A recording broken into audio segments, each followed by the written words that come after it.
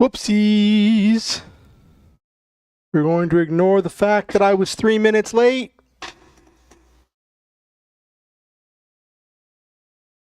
We are going to ignore the fact that I was 3 minutes late. I run late anyway. It's okay.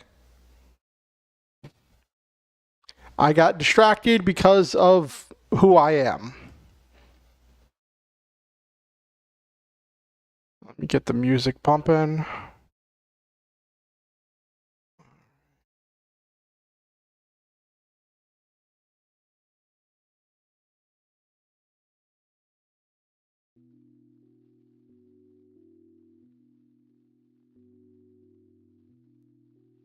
Okay, now let me post on the places to let them know that I'm live.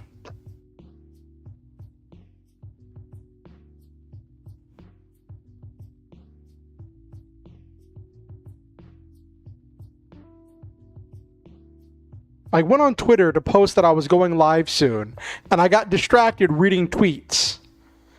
And I was like,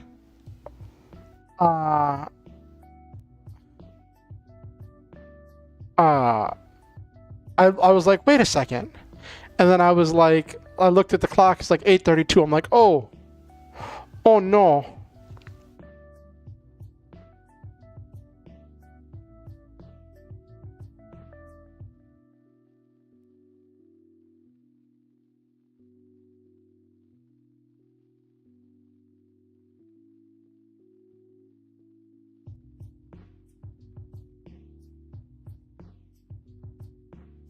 Okay.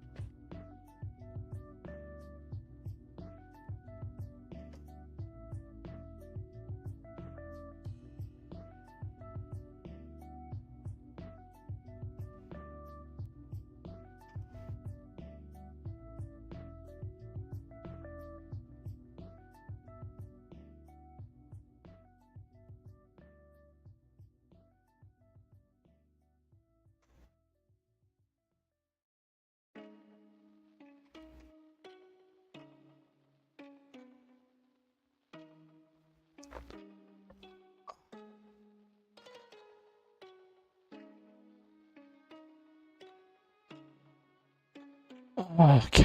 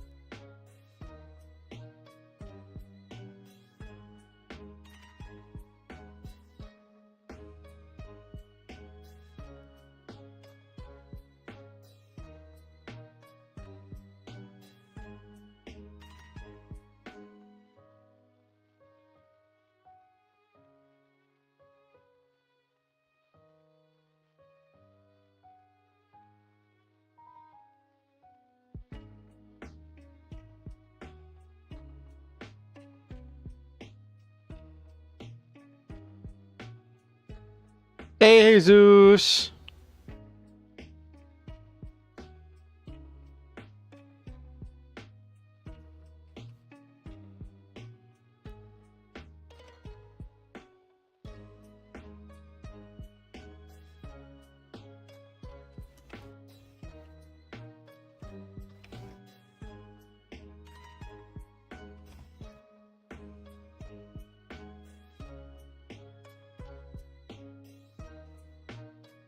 I'm doing okay for now.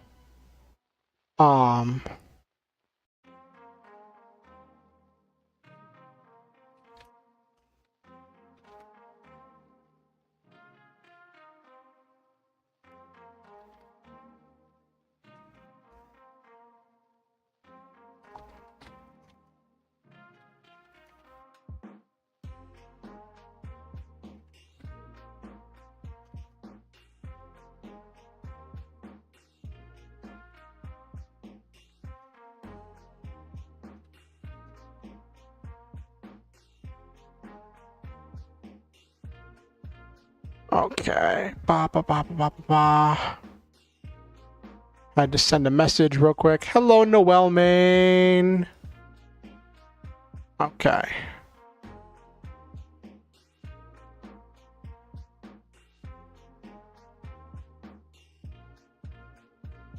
Okay.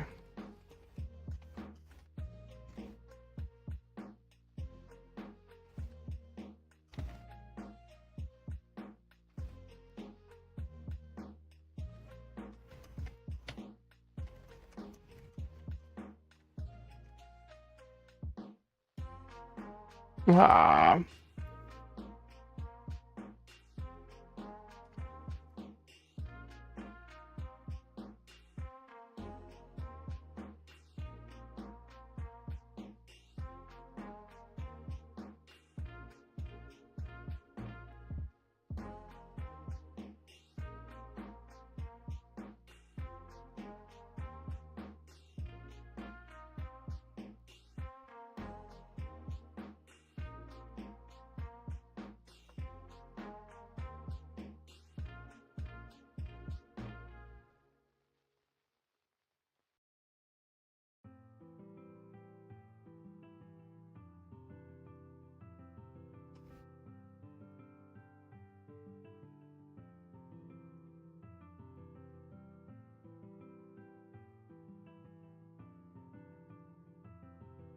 Okay.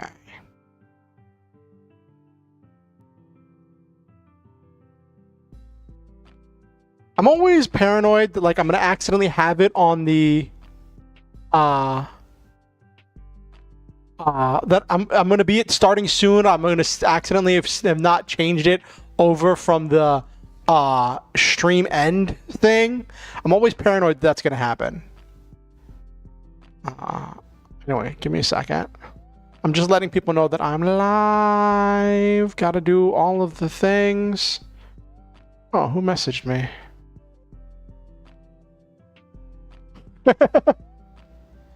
So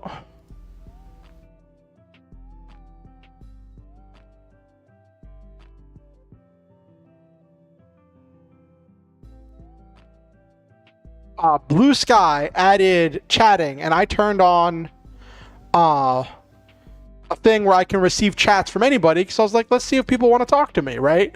And I got a chat, and I was like, oh, who chatted me? And I just looked at it, and it's like deleted account, and it was something about click here to get Skybucks, whatever that is. And I'm like, oh, it was a scam, and it happened 2 days ago, and I didn't notice because apparently it didn't give me a notification, and it already got filtered out.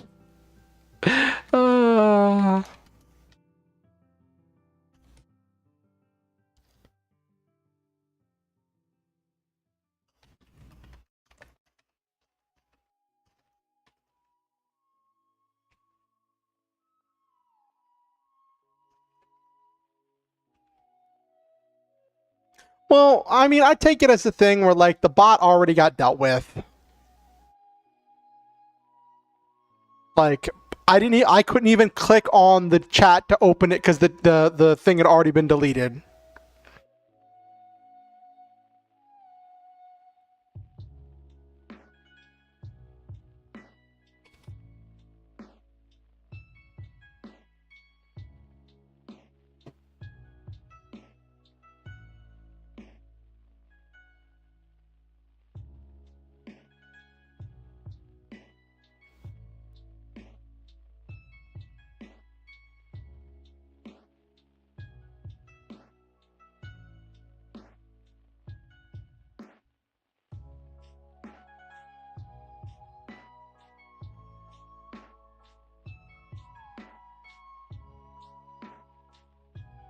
Okay.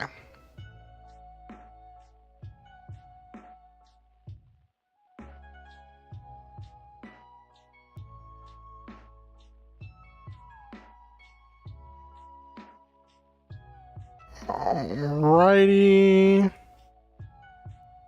Give me 1 second. Now I'm hoping we don't lose power because there's like a rainy thunderstorm going on outside right now.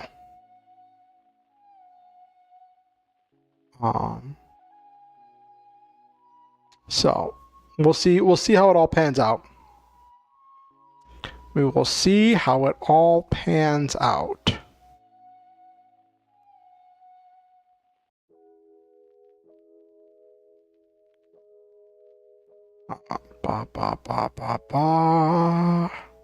So it's funny. You know how this wouldn't, most of you who watch on YouTube wouldn't know this, but the Just Chatting, well, I don't know if you would if you watch Twitch or not, but the Just Chatting logo on Twitch is a person holding a cup of coffee in front of the microphone, right? It's a person holding a cup of coffee in front of a microphone. It could be tea, some kind of drink, right? When I told my cousin about my streams and about how I do writing streams and like chill stuff, right? He was like, that sounds like one of those coffee streams. And I was like, coffee streams? He's like, yeah, got the coffee in the picture. And it took me a second to realize he meant Just Chatting streams. And he calls Just Chatting streams coffee streams because there's coffee in the Just Chatting icon. Which I think is adorable and hilarious.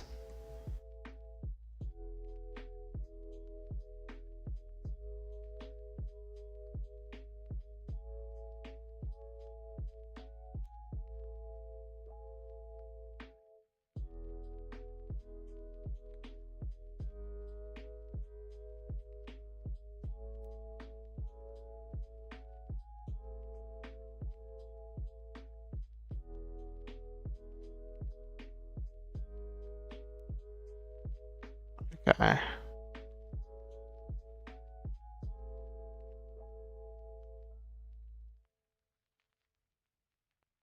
Okay. I was doing a thing.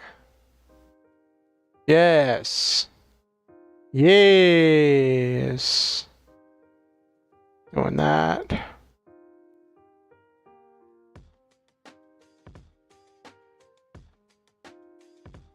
What am I looking for? I'm looking for Levi Magic Mirror.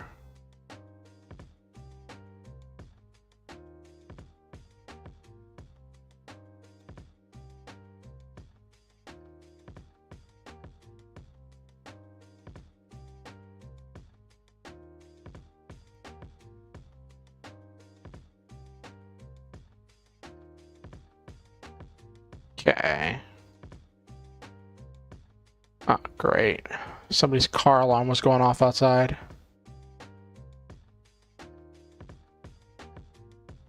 Boopity boopity boop. Hello, everybody. Hi, hi, hi, hi, hi, hi, hi. Oh my gosh. So, today's been a day. I woke up super early because I kind of went to bed kind of early last night because I was feeling really tired. And like normally I do stuff really late into Sunday night, and I've been kind of like chasing around this daydream for a thing for like what I want to work on next. And I'm still chasing the daydream around, right? And I spent like today reworking stuff and like chasing stuff, but I don't want to interrupt the project I'm on right now. So I'm just kind of enjoying this thing about like working on the Archangel armor project while I take, like, I'm not letting the Archangel armor project like consume me like I was at the start, which helps me, I think, be a bit more relaxed about how I do it. And then I spend time thinking about this other project that I don't know if I'm ever going to do anything with. I kind of want to write it down. Maybe I want to let it wander off. It's a doozy. It's a weird one. It's silly, and I'm not sure if it'll make the jump from daydream to story to novel. Hey Violet, hello, hello, hello.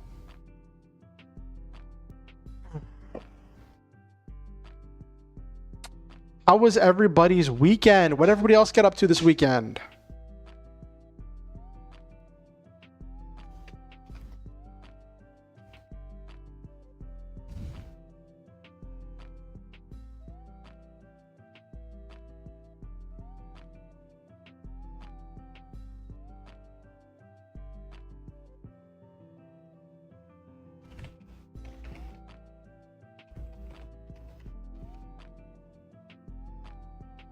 Worked Memorial Day weekend on a military boat. Did you get good money for it, Jesus?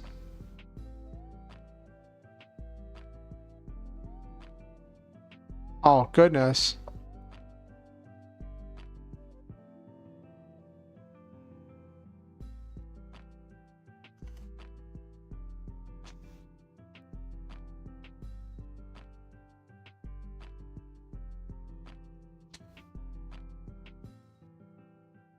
You get good money on payday. That's what matters, right, Jesus? Getting that good money on payday. Getting that good money on payday. Wasn't doing military things like I was selling pictures to tourists. Hey. Listen, no judgment here. If you were doing some... you were doing some work. Work is work, and work is work is work.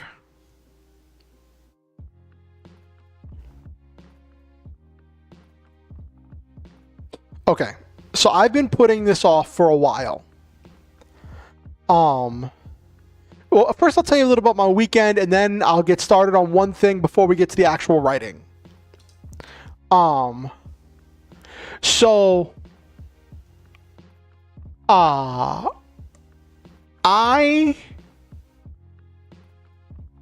had this. I had a pretty like my weekend was really chill, and I ran a Lancer game on Sunday. It was relatively short, but we finished the combat we were doing, and my players said that it was still a challenge, which was good. And I finally got to use some of the things I've been designing because I've been working on a lot of stuff, and I was able to tell the players, okay, next session is going to be a downtime session, and then after that, you're going to have these 2 combats. It's going to be a 2-part mission.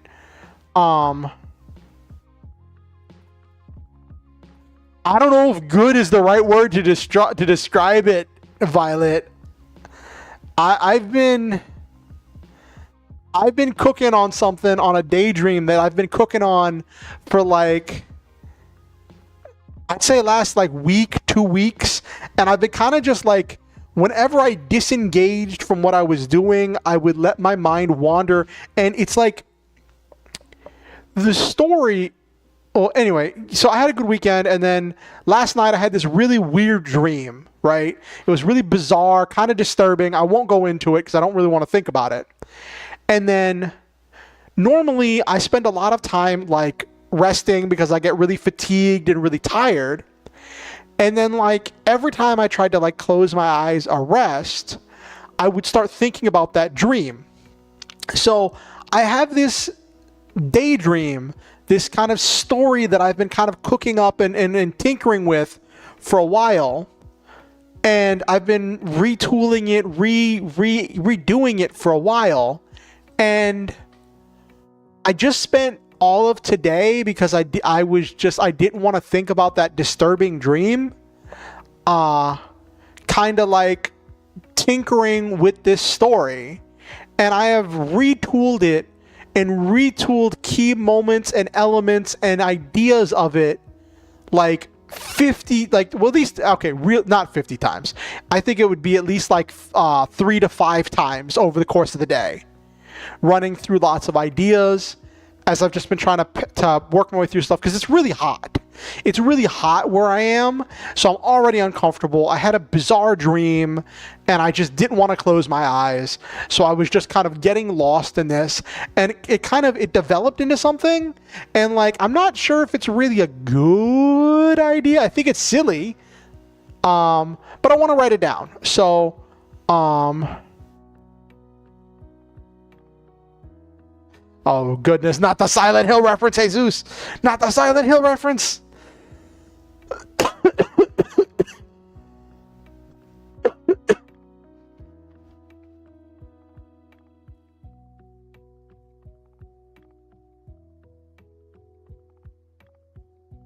Oh goodness. You finished your Lancer campaign? That was a really short campaign. Was it just like a 1 mission like mini campaign? Was it a 1-shot? Or 2-shot or whatever? Or had you been running it for a while? Because I remember when you were like recruiting for it, but that doesn't feel like it was that long ago. Noel Main.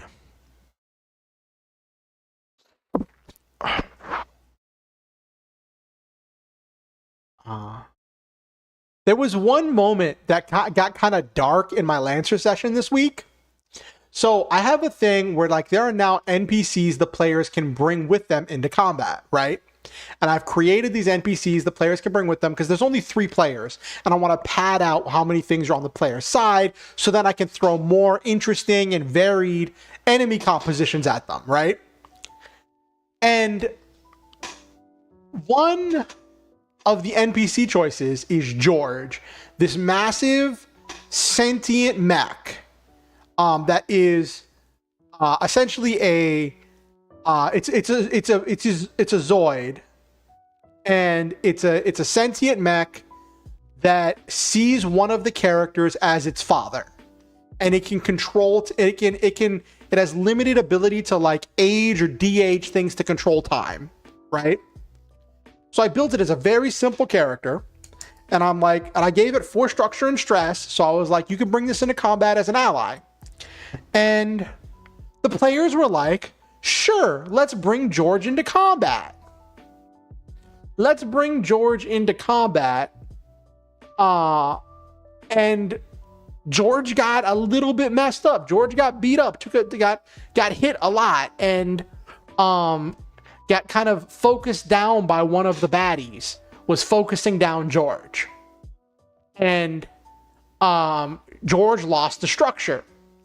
And because of how I built George, instead of rolling the normal structure on the normal structure table, I used a monstrosity build, so he doesn't have enough systems or weapons to roll on the normal table. So he rolled on the monstrosity table, and it said he got dismembered. He lost a limb and he was permanently slowed and took damage. So we role played it as he like lost one of his fists or something. So like he couldn't move as well, but he could still fight. And so whenever he defeated the enemy that injured him, I had him be like, "Father, are you proud of me?" Right? And one of the players was like, "That's really dark." But the player whose character was like George's father seemed to be like really like jovial and laughing about it, and seemed to be almost uncaring. But then when we got to the roleplay part after combat, when that character was like repairing George, right? George is like confident and is like, "Thank you, Father, for trusting you to fight alongside you, blah, blah, blah." And that character was just like obsessively checking to make sure George was okay.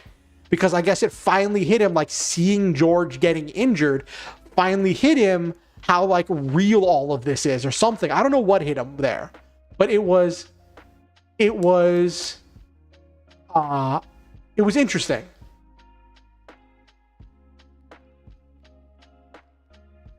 It wasn't meant to be too long. Oh, you do a lot per session? That's cool.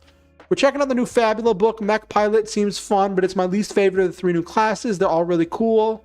Ooh. I'm glad you had fun, Noel, man. All right.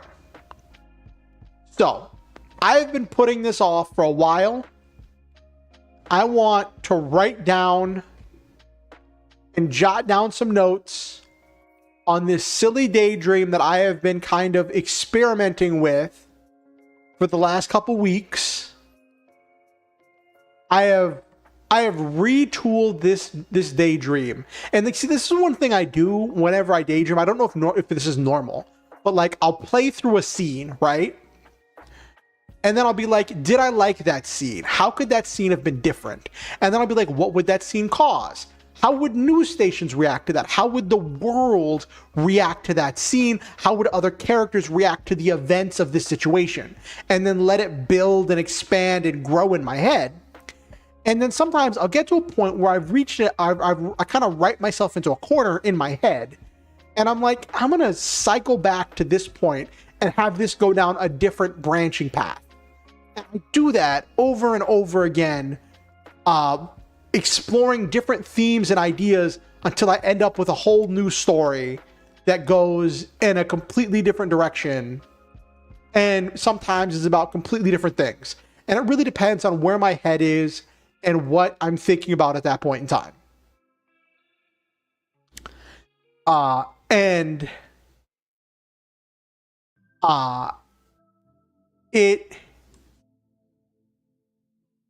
it just kind of evolves. And that's just kind of my like storytelling process. But I want to finish Archangel armor, so we are going to be writing a chapter of that tonight. I just want to take a little time to write some of this stuff down, just to share it with you all. Okay. Let me change over to writing stream. Okay. So this idea, it sounds so silly. And it kind of, it has my trope of having silly names, but trying to play it straight. Okay. So originally, this idea started as an idea of kind of an offshoot of an idea of Archangel armor, where Archangel armor was about power armor and this character learning about what it means to be himself and controlling his emotions and about the environment and about all this stuff, right?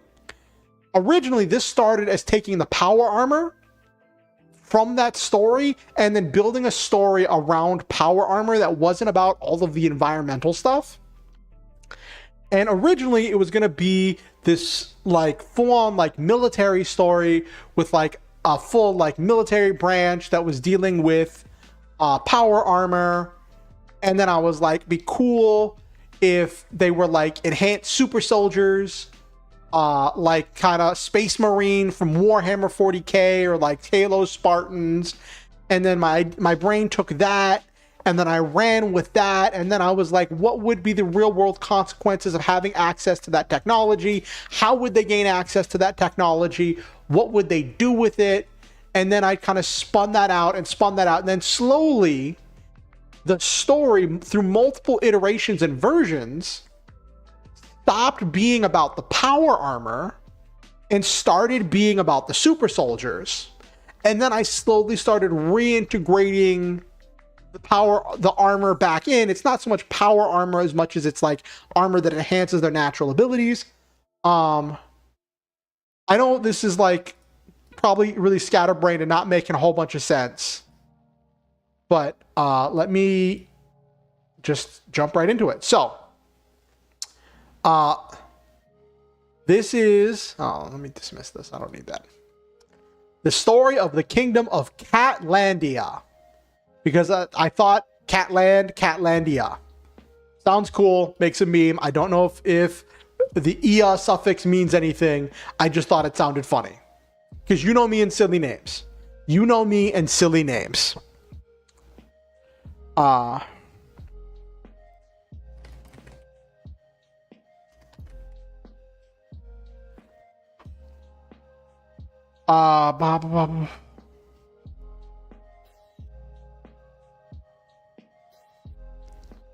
USA recovered a meteorite with extraterrestrial cells in it and kept it a secret, obviously.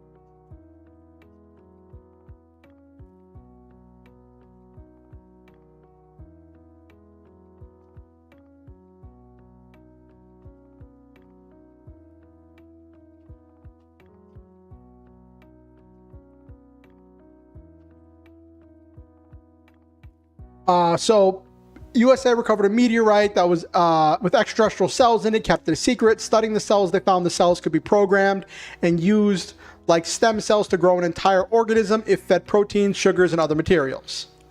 The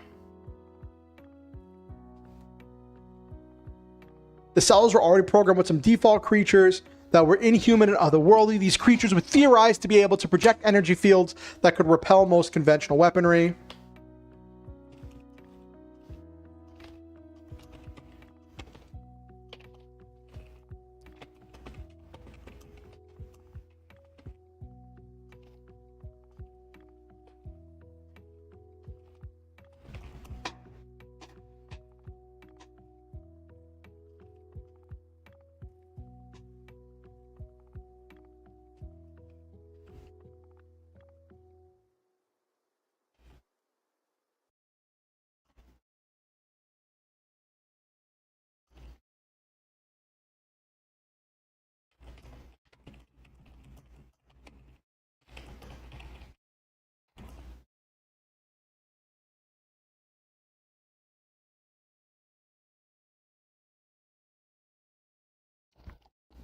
Okay.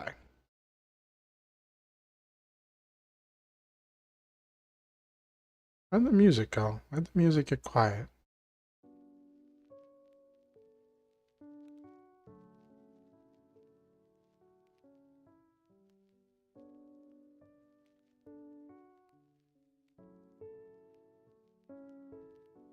Takes me back to days of Saturday morning show called Monsuno. I used to love that show. Plot involves a meteor that had alien matter on it and monsters are made from it. Yeah, I know. Like I said, this is a silly idea. It started as a daydream and it might just stay as a daydream, but I wanted to write it down. Wanted to write it down a little bit. Because it's silly, it's quirky. And it doesn't have a whole lot of like deeper meaning. It's just a silly, quirky story that I kind of tinker with in my head.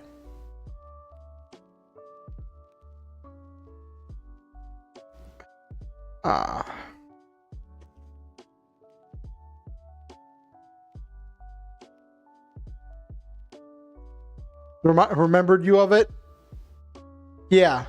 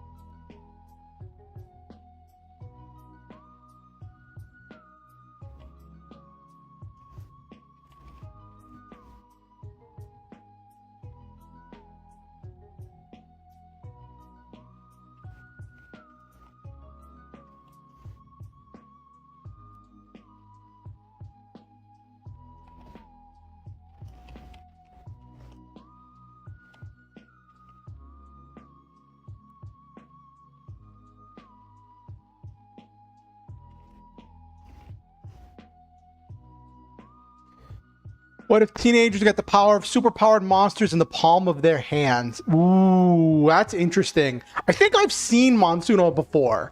I don't think that's where I got this idea, but I feel like I've seen it, and I think like meteorite with extraterrestrial cells in it is generic enough that I think it's been used in a lot of things. You know what I mean?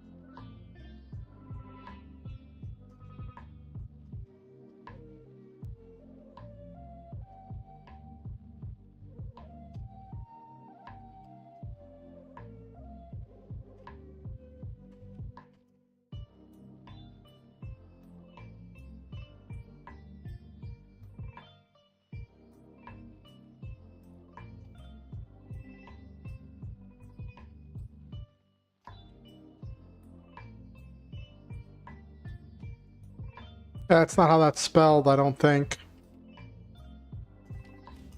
Did I spell that right? Did I spell that right, chat? Hold on.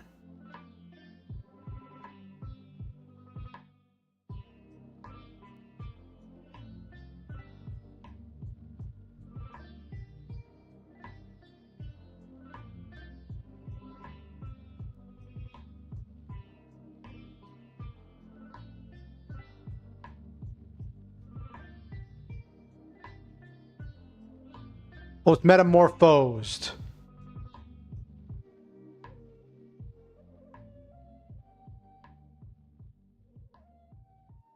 No, it can be metamorphosized. Okay.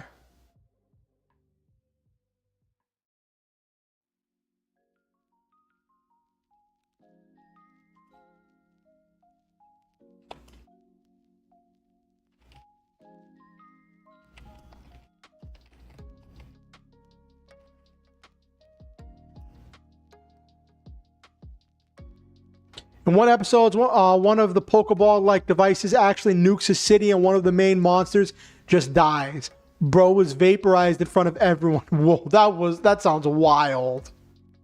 That sounds absolutely wild. The stuff they couldn't get away with kid shows today. The stuff they could not do with kid shows today.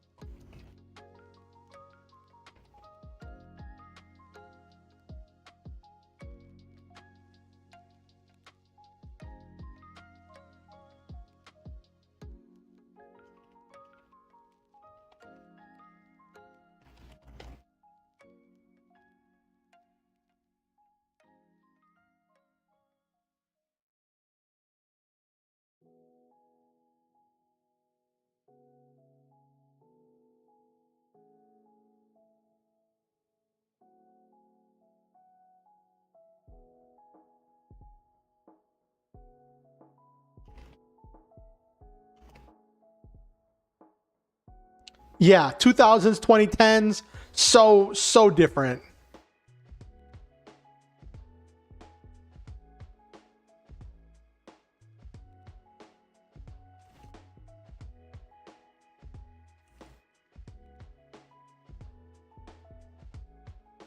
Hello, LeMay. Before we get started with tonight's chapter, I'm writing down notes on a daydream I have been tinkering with for the last few weeks. I'm not stopping writing Archangel armor. I want to finish writing Archangel armor, but this might be what I work on afterwards if I still like the idea.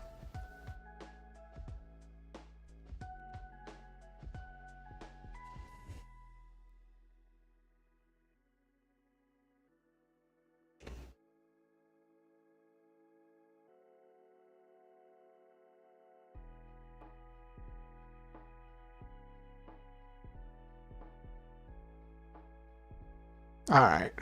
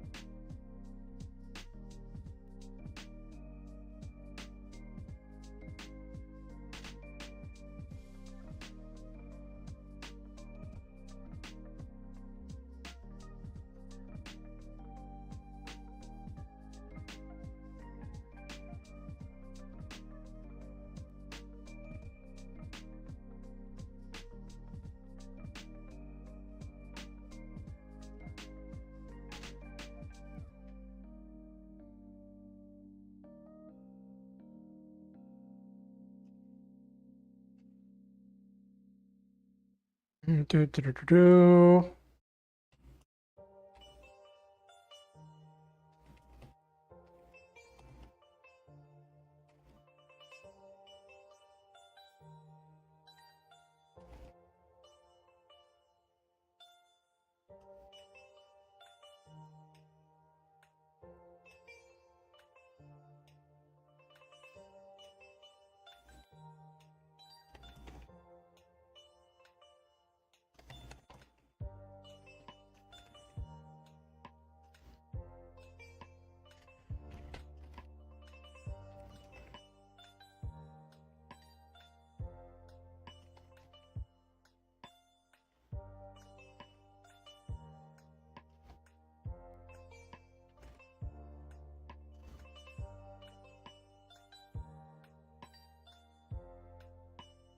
Do, do, do, do, do.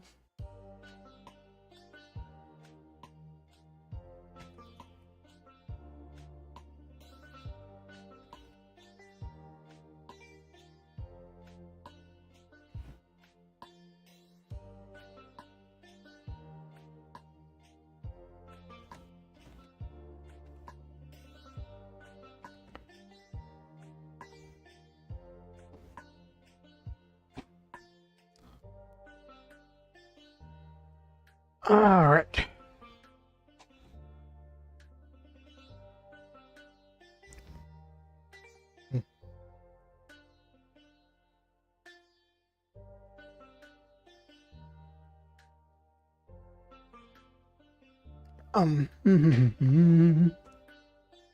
So, basic thing of the backstory here of this whole daydream. This is a complicated thing because I've been cooking on this for a while. Also, how was your weekend, Lemang? Sorry if I didn't ask you already.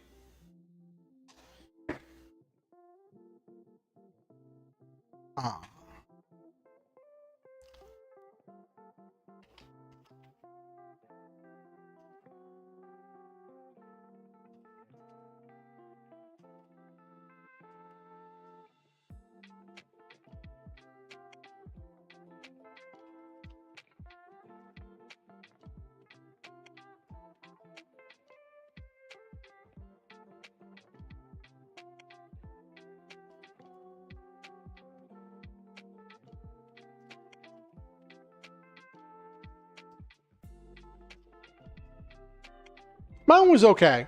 I ran a Lancer game on Sunday, which was nice. Resolved the combat and set things up for the next thing. I spent a lot of time thinking about different things, and I was actually cooking a lot of stuff about this story. And just tinkering with it. So that was fun. I had a really disturbing dream last night. And like normally I like to rest because I have a lot of fatigue. But like I couldn't really rest today because every time I closed my eyes, my brain started going back to that dream. And it was disturbing, and I just kind of got lost in this daydream all day. So I've been thinking about it all day. And then I was late for stream because I got distracted by Twitter.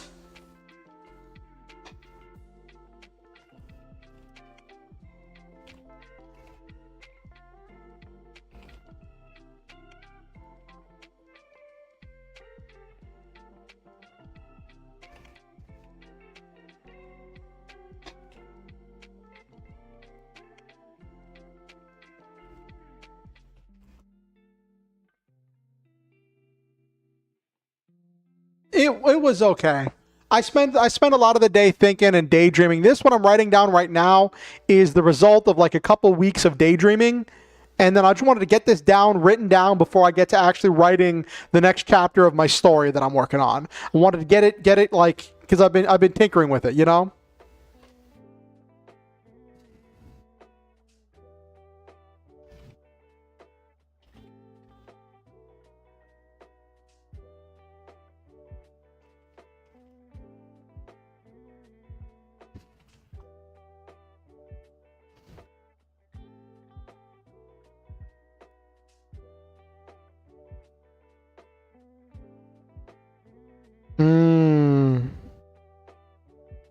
I'm sorry to hear that, LeMay.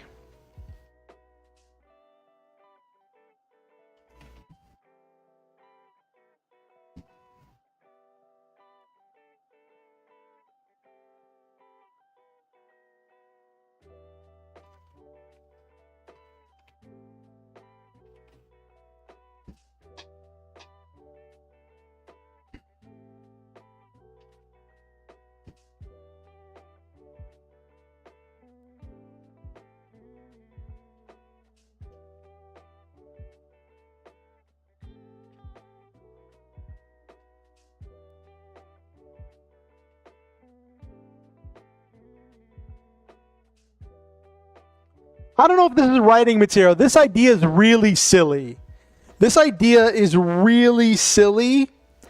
And it's just something.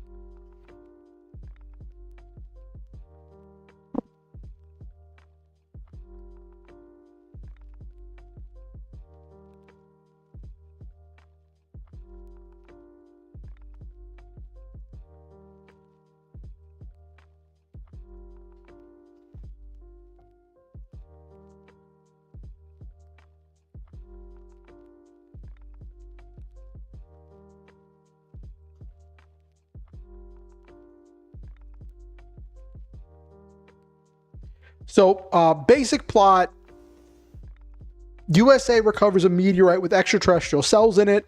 Studying the cells, they find that these cells are kind of like stem cells and that they can take a variety of forms and shapes as they divide and grow. And that there's different kinds of cells in here from like different organisms that are all like mashed together. And if they feed these cells proteins and sugars and fats and all of these things, the cells will grow into whole organisms. They normally keep them in controlled cell cultures to keep them from growing into a full shape. But they're like, if we divide these and clone these cells, we can make all these things. And when they make them, when they make the creatures, they make these otherworldly. Thanks, LeMay. They make these otherworldly and bizarre creatures that are difficult to control. They discover through this testing that the creatures are growing some kind of organic antenna, and they're trying to hook into the and the U.S. government is trying to experiment with hooking into the antenna and controlling them. But they're not having a whole lot of luck. And then what they discover is these creatures project this energy field around themselves, that acts almost like an energy shield. And when they try to put down these creatures to be like to deal with them, they discover these creatures are nigh unstoppable. Even the small, partially formed ones are very difficult to deal with. And anytime they try putting the cells into an organism, the cells will grow, consume the organism. Like if they put it in like a lab rat or something, it'll consume the organism and it will completely dismantle the organism into all of its parts and try to like reassemble whatever creature it was based on. Whatever creature these cells are based on. It takes 9 years of expensive research to study the genome of these alien cells and understand what makes them, to scratch the surface of what makes them tick. And they learn that with some work they can modify the designs of these creatures. They can make different variations, but it's very expensive and very difficult to do. And one researcher, Kitty, I didn't think of a last name, but her Dr. Kitty, whatever, does a test, because up until this point they've been getting fed like liquefied beef for the proteins and the fats and sugars and all of that stuff. I don't know a whole lot about biology, but I was just follow me here. And so she had a theory, because there is some difference in the shapes and formations between animal proteins and plant proteins. And so she wanted to see what would happen if you took the cells and you fed them soy protein. And what she learned was that when they were fed plant proteins like soy proteins, beans, and that kind of stuff, it caused a metamorphosis in the alien cells, and it almost like zeroed them out, removing the initial design that was already in the cells. So they're like, oh, we can put in a new design. But she, on a whim, tests it by injecting these now blanked, zeroed out cells into lab rats, into mice. What happened? Made super mice. The reconstructed, actually,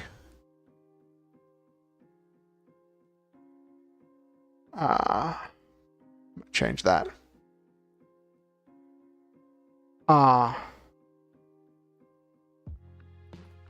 And so they made super mice. And what they found was the mice remembered the mazes they'd been put in before. If they taught the mice tricks, the mice still remembered the tricks. And they're like, okay, this is the same mouse, but it's stronger and better. But not all the mice they tested on survived, and they didn't know why some mice weren't surviving. And they're like, maybe this will be better than having these like powerful monsters. They weren't as powerful as the monsters, but they were still something.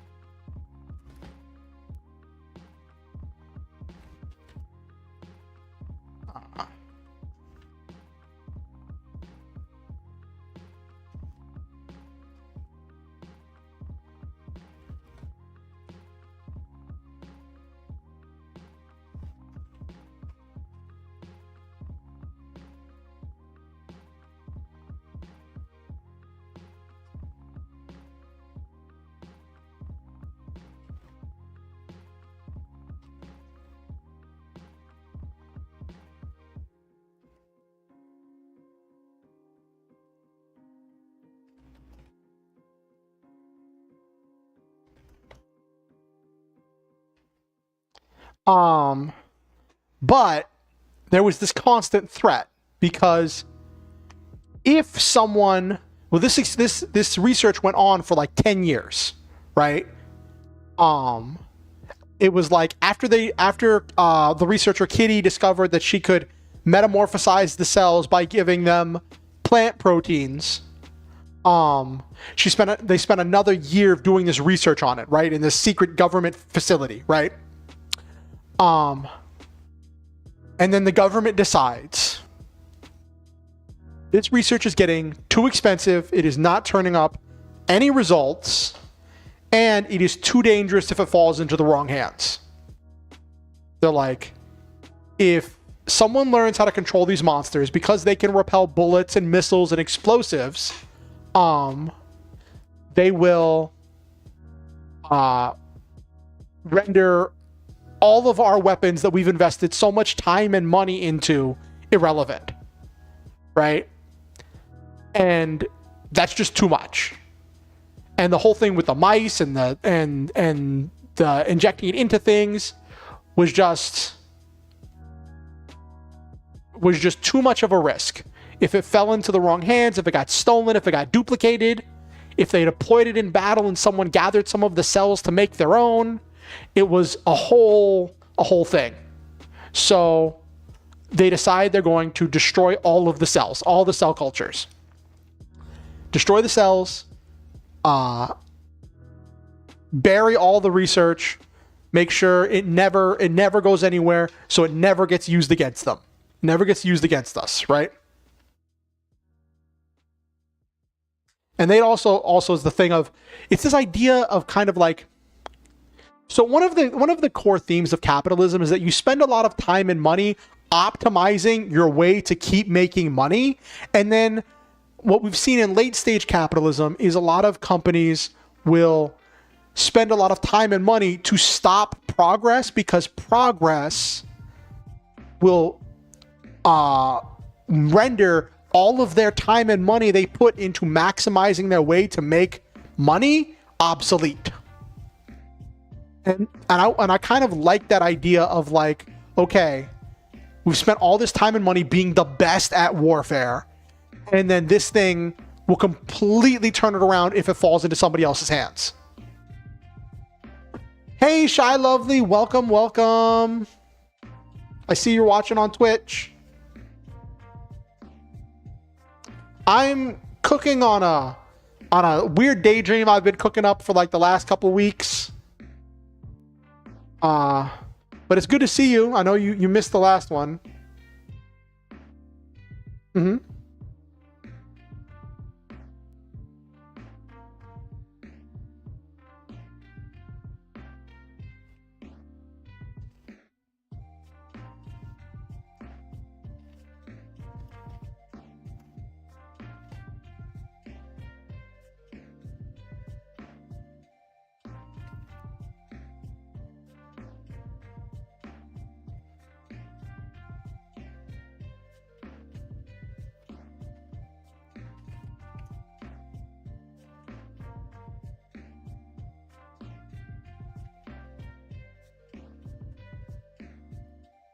No, I don't support bullying.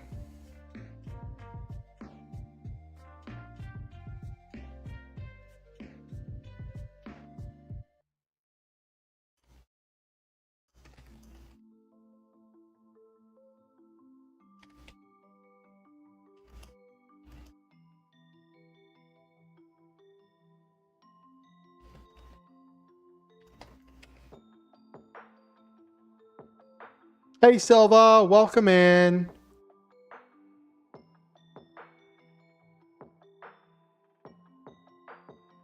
Hey, Noel Main. Hey, Nabiru. Good to see all of you. Since I've got everybody here, if you're watching on YouTube and you haven't liked the stream, please like the stream. It does help a lot with getting the stream in front of other people. I really appreciate it. This is not the same story, Nabiru. We're going to get to that in a little bit. It's probably going to be a late one. Oh, it's all right. With it being a holiday, I can definitely see that. Tonight's probably going to end up being a late one because I wanted to write down this daydream I've been having for the last couple weeks. I wanted to get it down on paper. And then we'll get to actually writing the chapter.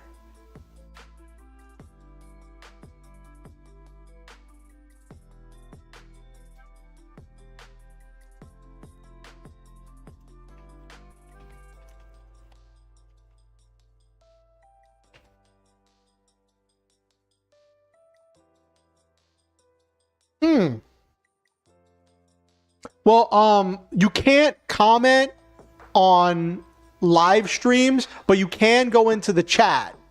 You can go into the chat and go into the, because you've been in the chat on the live streams before, right?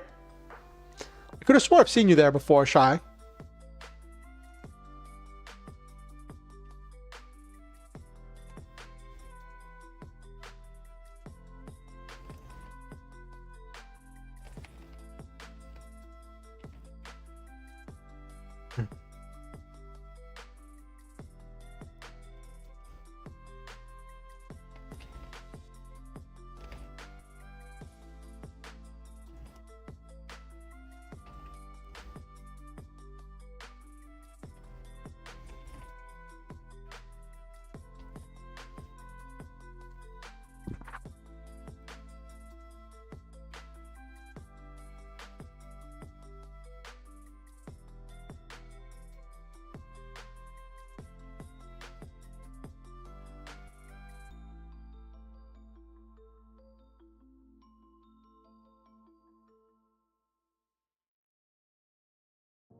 But Noel, man, I was saying, I was saying hi to Shy, who's on the Twitch side.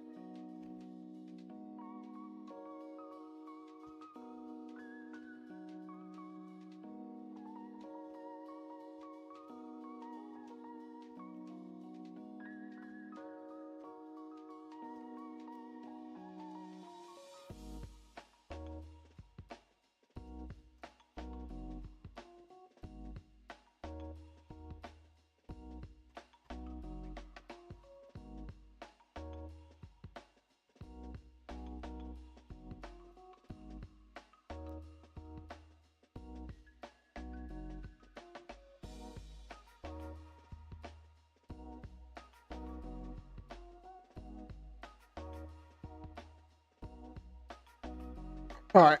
Blah, blah, blah, blah.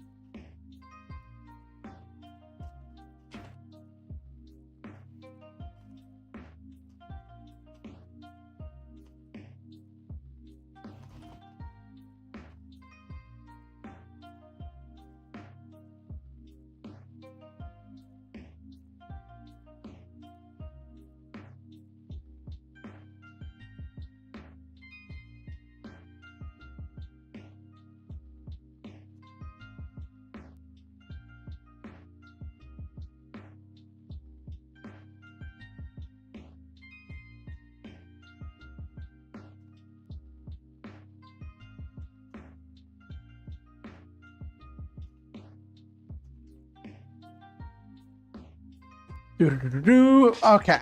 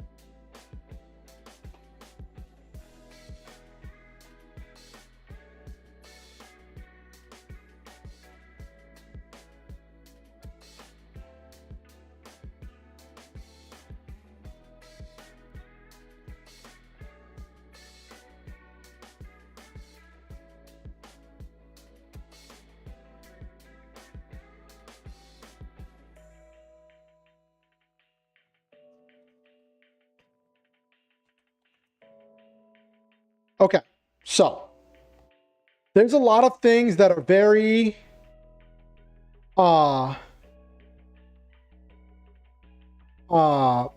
very fantastical about this. It is very silly. So I'll start from the beginning. USA recovers a meteorite with extraterrestrial cells in it, which they keep secret. Studying the cells, they find the cells are like a mishmash of different organisms.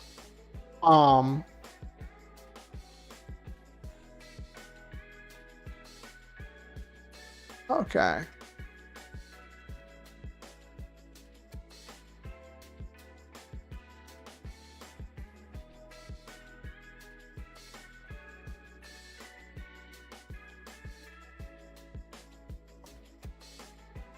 And so it's studied for like 9 years of research to try to decode these things and understand their genome. They find through some testing that if they give one enough space to grow and feed it enough proteins and sugars and fats and calcium and all of those things like building blocks of a body, that the cells will consume all of that raw material and will grow into a new organism, which is why they're very careful about keeping them separate, to keep them from growing into all of these new organisms. And it takes them 9 years to learn how to modify the organisms, to try to control them and to try to understand them and to make them into other things. Over this time, they discover the organisms can be grown. These like otherworldly and alien monsters, essentially, can be grown to have these organic antennas implanted in their bodies. Hello, Shy. They can have these organic antennas grown into their body that allows them to be remotely controlled, but they still don't fully understand how to interface with that to remote control them. A lot of stuff. It is hard on the fantasy side of the sci fantasy. One researcher, Kitty, does an experiment. Up until this point, they'd been feeding like liquefied beef for the proteins and the fats to the cells in order to help with cloning them and growing the creatures they were experimenting on. And also the creatures can project an energy field that can repel threats like bullets and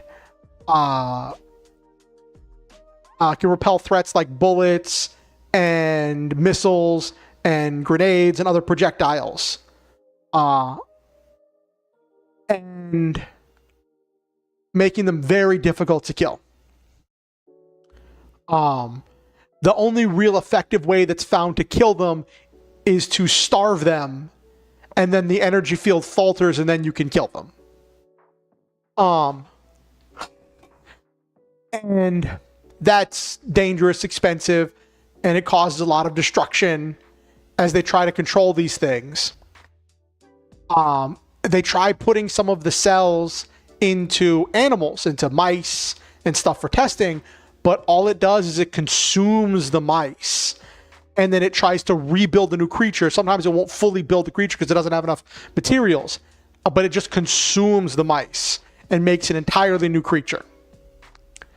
And up to this point, they've been feeding them liquefied beef for the proteins and the fats and a lot of the stuff of the meat in order to help with the building blocks to make more of the cells.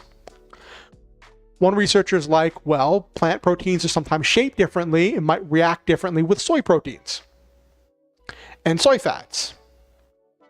So she gets a separate cell culture and starts feeding it that, and then it completely metamorphosizes the cells. And they become... it zeroes out the design that's already in there. So she tries putting the cells that have been zeroed out into mice to experiment on them, and it turns them into super mice, makes them bigger, stronger. They can project their own mini energy fields, but they're not like overly violent. But they notice there are side effects, right? The mice can only eat plants. Like the mice can't eat cheese. No more cheese for the mice. But they find that the mice are able to remember mazes that they've been taught previously. If they, because you know they do those puzzles and stuff, like how much does the mouse remember of this? And when they've done that with previous mice, the mice still remembered those things after being augmented. So it's like, okay, it's the same mouse, it's just stronger. It's just rebuilt. But they lost a lot of mice in the process, and they didn't fully understand why some worked and why some didn't. So they spent another year of researching. So it's all told been 10 years of researching with no real results, right? And the government's like, okay, we have no real results. We've sunk all of this money into all of this research, all of this genetic sequencing, all of this stuff. And if this falls into enemy hands, it could be devastating. So in order to make sure it doesn't fall into somebody else's hands, we're going to destroy it. Just gonna wash our hands of it, destroy it, bury the project, bury the research, get rid of all of it.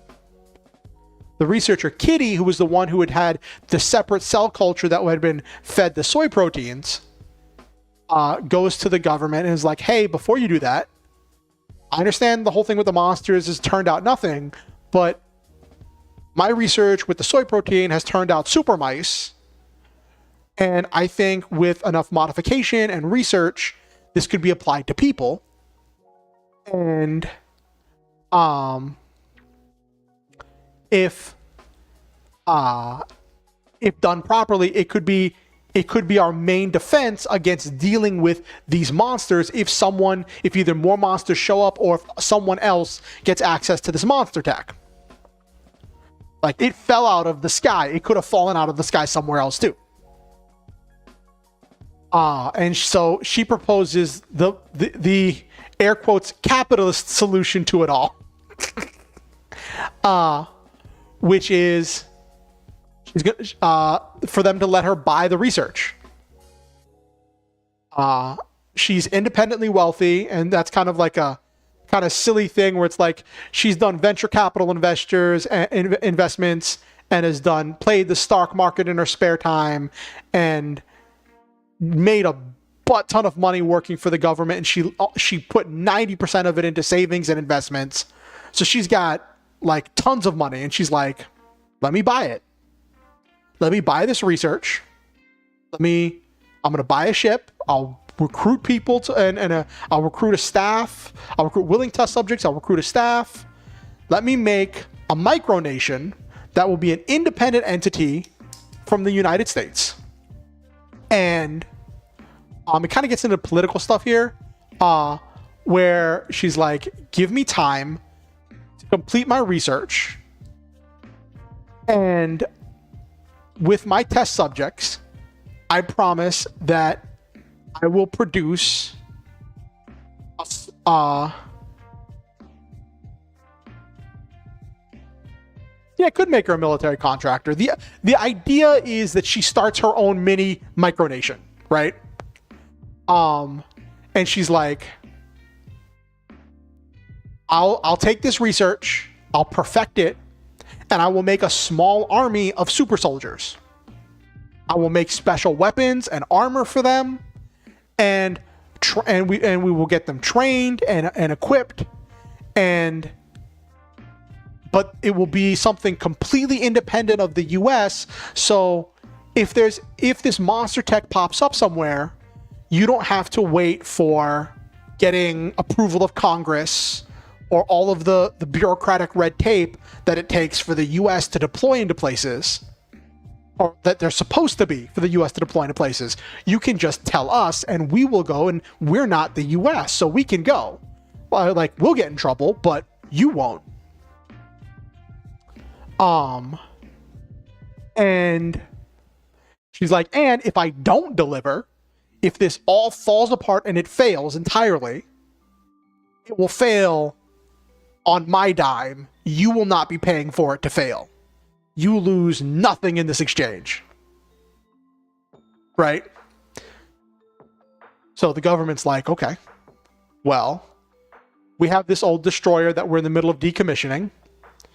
We'll strip it of its weapons and all of its advanced tech, and we'll sell it to you just as is. You're going to have to equip it with your own stuff, and that'll be your base, and we'll keep you closely monitored in order to make sure that you don't turn on us or give stuff to the enemy. We'll give you this X amount of time to put together your super soldiers. And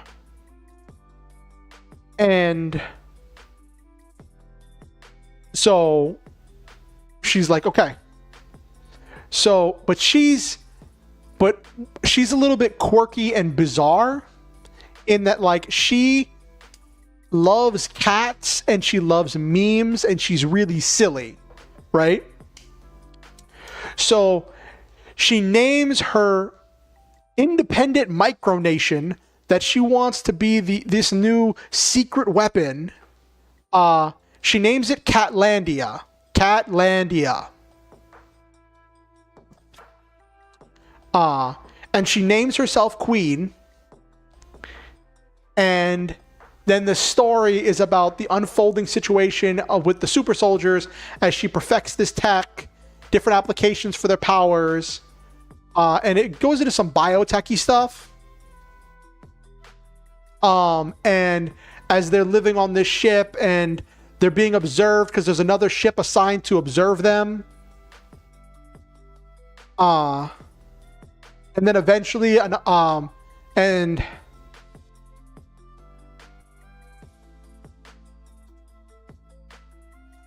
I'm sure they did.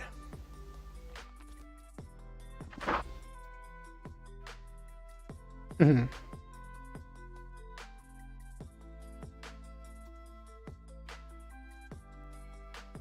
Got a cult to do it. That would do it. And she's like, I'll develop my people so that way they will be trained especially for fighting these monsters based on the data we have. We'll have weapons and armor specifically for them.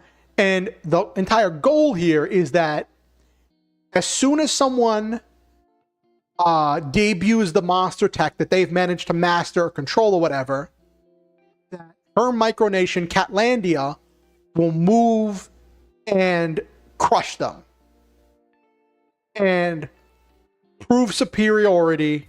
And the idea is that if they can discredit this monster tech, right, and that it's going to stop the spread of the monster tech like a nuclear deterrent, because everyone's like, well, if we use the monsters, Catlandia is just going to show up and we're going to be out the money and the monsters. In order to stop the spread of the monster tech.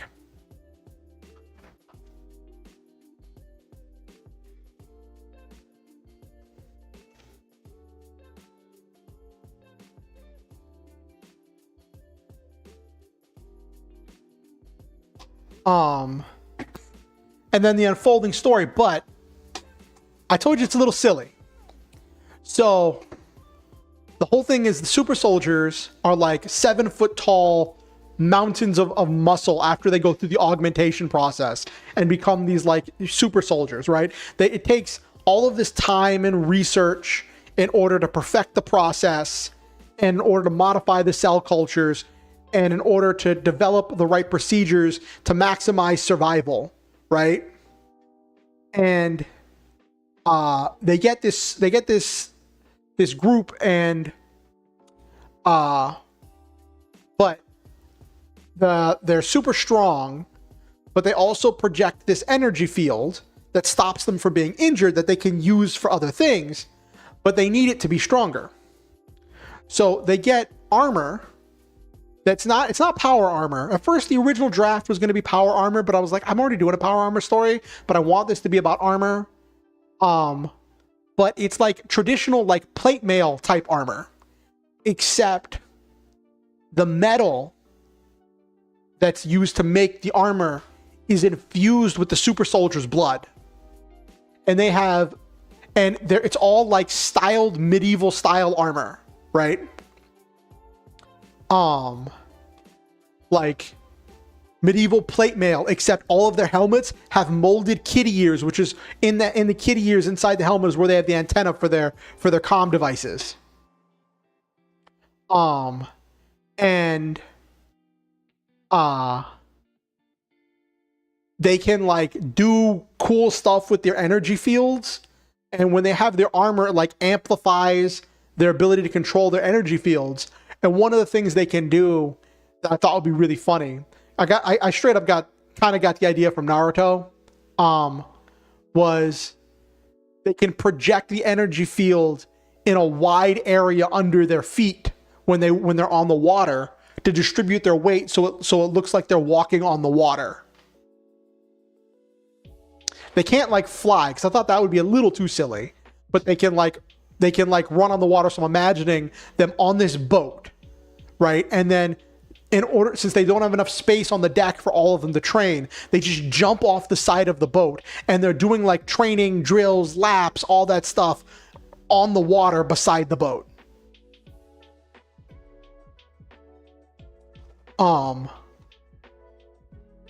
And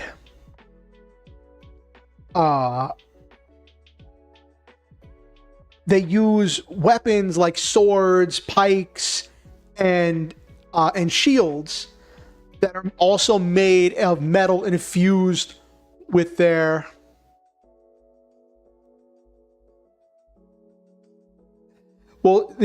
she calls it Catlandia. And their ship is called the Toe Beans. Does kitty toe beans? I told you, it's got silly names. I'm known for silly names. I don't know if known is the right word, but I do silly names. So she installs herself as, so Kitty becomes the queen of Catlandia, and they go, and it goes on these adventures as they have these weapons that they can fold their energy fields around in order to amplify the force of the weapon, making them able to like cut through really intense stuff, like straight up like cleave a tank in two, and they can like charge their energy fields. They can like charge their swords with energy, right? And do like straight up anime. Micro Island Sealand, you can pay to be a noble. I'm not surprised that's a thing. And the straight up anime shonen style super attacks, right? And some of them are archers.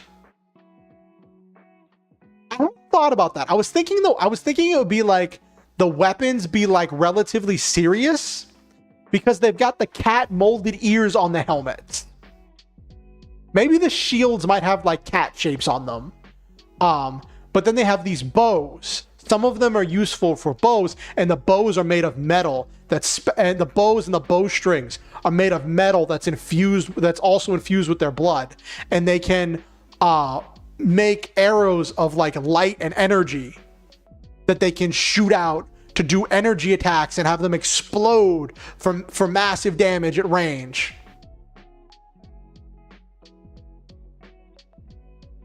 Cadia. Well, they have go all in. And I was thinking it would be really silly if like these monsters start getting used by some foreign power, right? And there's all this destruction, these otherworldly creatures that are like immune to bullets and unkillable and causing all this destruction and bloodshed and horror. And everyone's like, what's going to happen? And then the US is like, don't worry. We know a guy. We know some people. And this hot pink destroyer just pulls into the dock. Like I'm picturing they're in a destroyer that's painted hot pink and just says toe beans on the side. And then you see these people in medieval, I guess, cat-style armor filing off the ship, and their princess decked and their queen decked out in gold-plated clothing, and they're like, "We've come to help." Ultimate Kingdom, ultimate weapon against the Cat Kingdom, a squirt bottle. Pink armor. And then all the people who are like traumatized and horrified from these monster attacks see this and they're just like, are you laughing at us? This is serious business. They've got dragons and aliens and werewolf looking things, and they've got hellhounds and demons. They've got all of this stuff, and the Catlandians are just like, don't worry, we got this. And then they straight up do like anime super attacks with their swords, cleaving the things in two.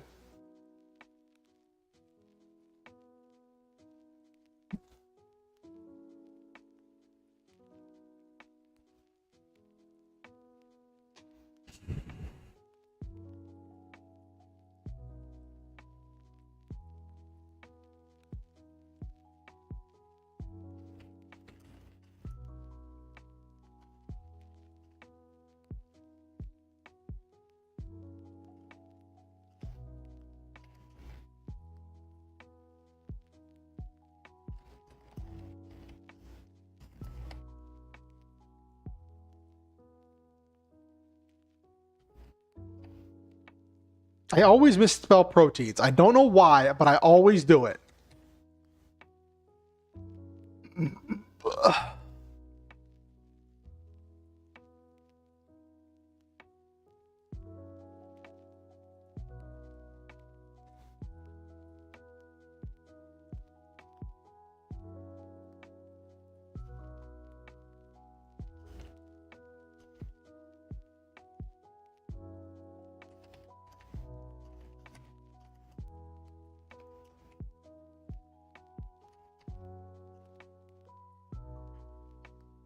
Excalibur.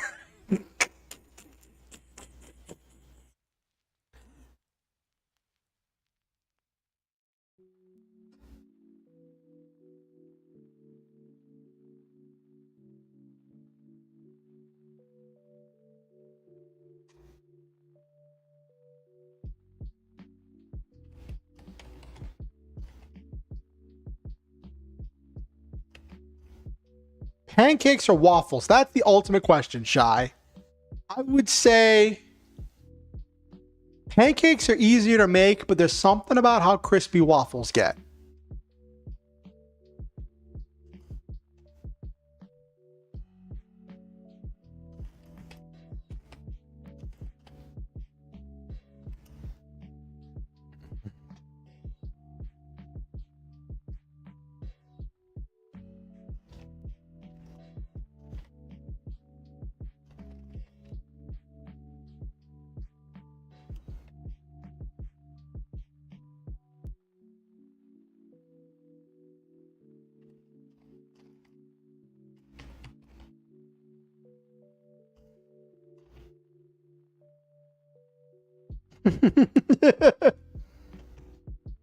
I'm a monster. Oh no.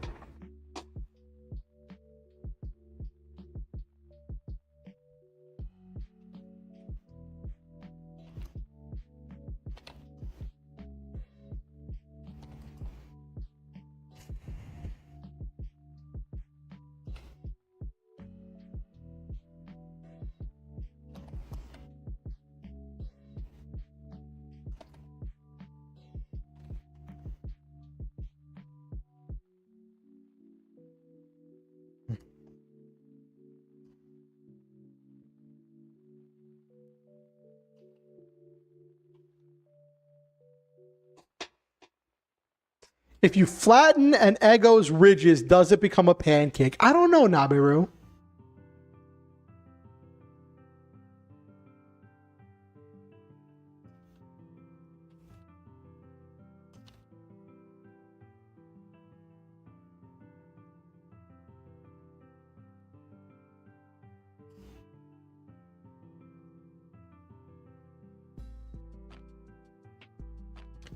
If you put pancake batter in a waffle machine, I think they're the same thing, aren't they, Nabaru?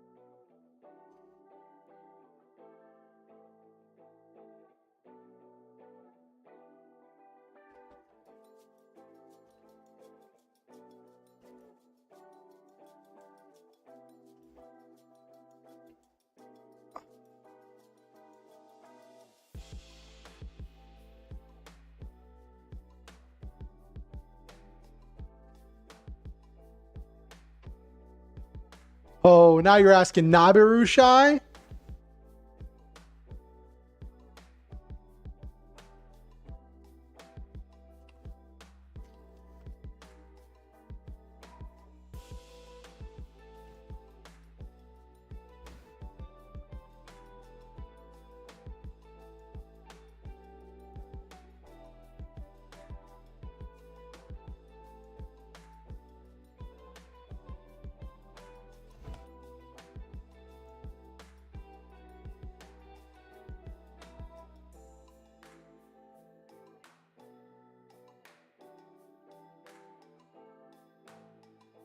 Oh, waffles have more butter and an extra egg? Oh, I didn't know that.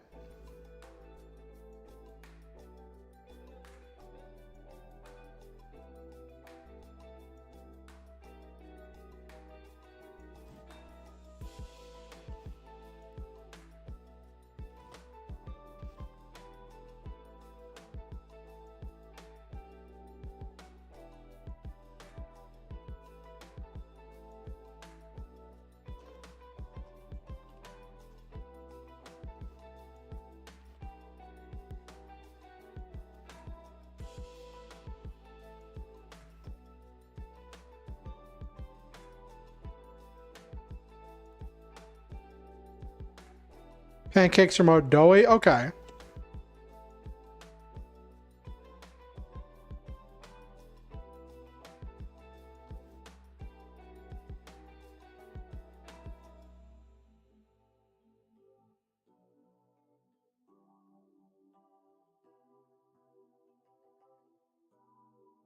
Oh, you like whichever one you can get birthday cake flavor in. That's a good answer, Nabiru.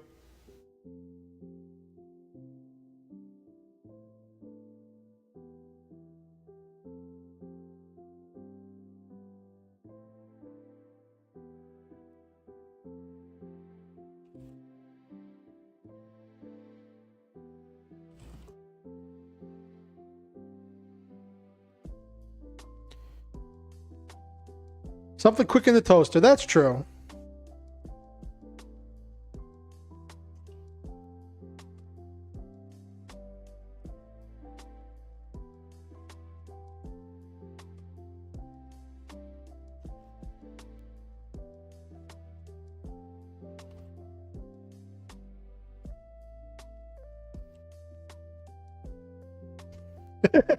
I just had a thought. Like, yeah, the entire point of this story is that the Catlandians are fighting monsters, right? but just that horror of like being on a battlefield in a tank and you see someone, you just look through the viewer and you see someone wearing medieval plate mail with cat ears molded onto his helmet running at you full speed. You hit him with your main cannon and it ricochets off. And you're just like, what the? And then his sword starts glowing and you realize you're not the main character. Has anyone ever seen that meme where it's like, that moment, hot pink cat ear armor? Has anyone seen that meme before where it's like, that moment when you realize you're not the main character?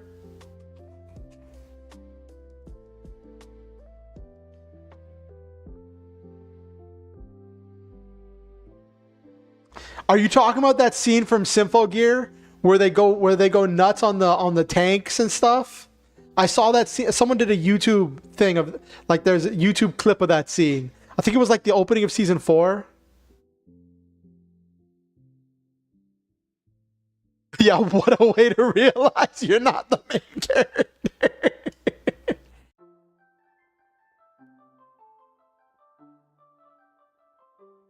Oh, you've seen it in Isekai? Okay.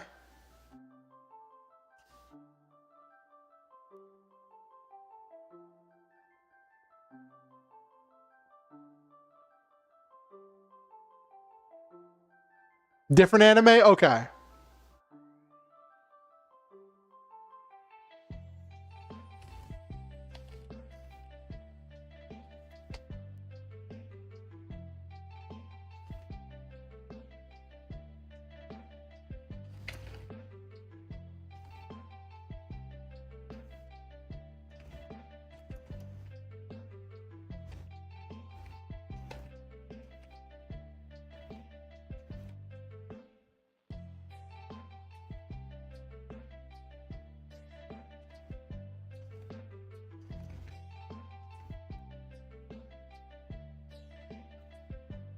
Very fitting for this moment. What's the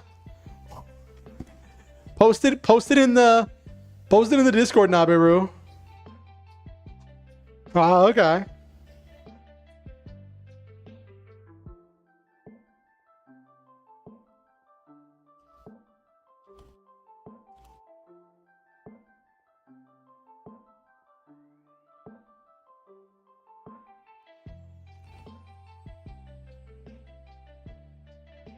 You did an anime discussion? I'm gonna take a look at it. Let me see.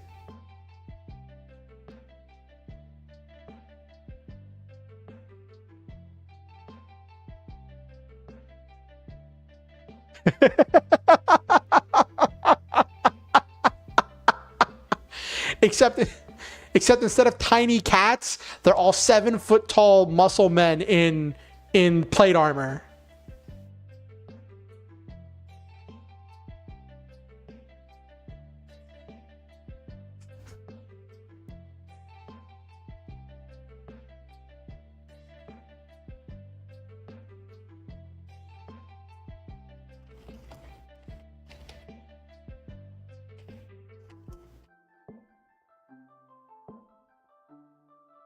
Bye bye tanks. Oh goodness.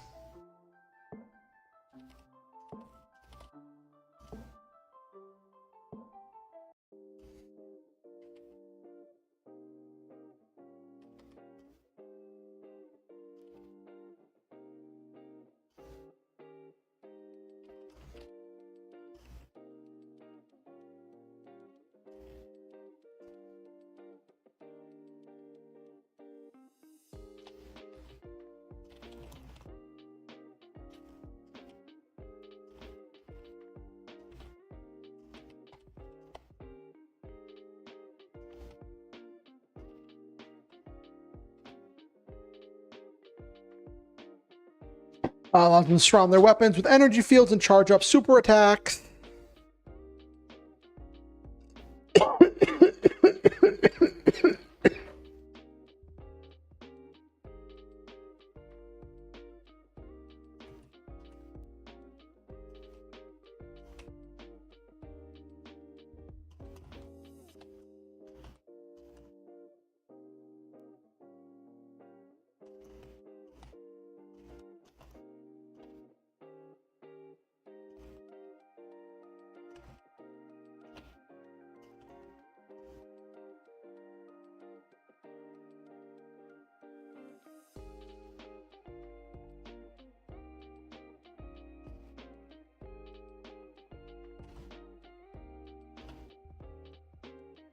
Okay. They live on a ship, but the train on the water around it while they're anchored doing laps around the ship. Yeah.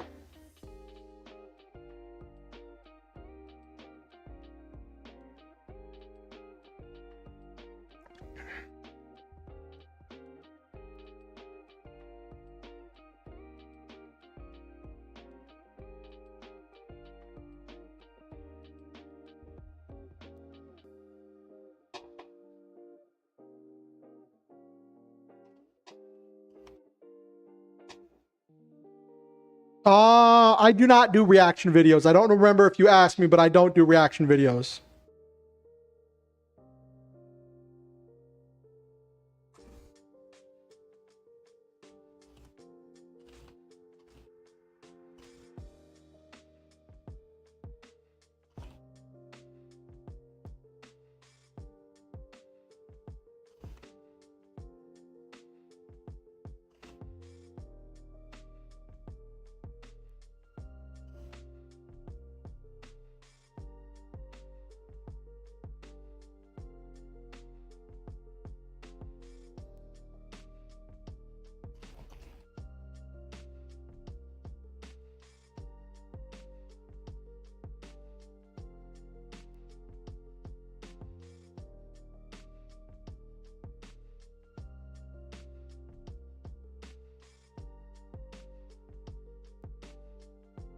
Okay, I don't think that was as much of a reaction.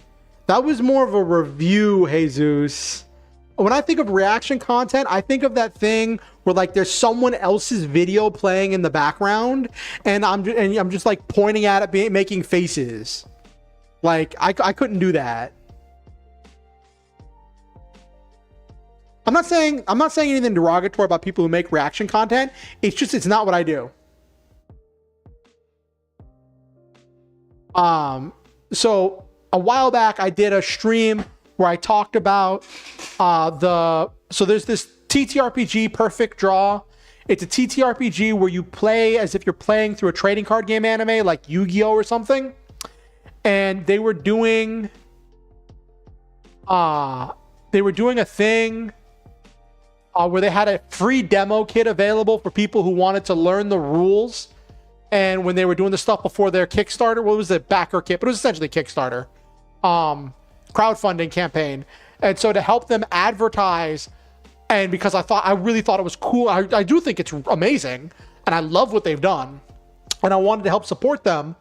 I did a thing where I kind of read through on stream the demo kit to look at the rules, look at what it gives you, what it equips you with, if it was something that you could pick up the game from it, and be able to enjoy yourself. And I think it was done really well. And yeah, it wasn't so much a review as much as I was like, this, and this were things I didn't like, but they were like really good stuff.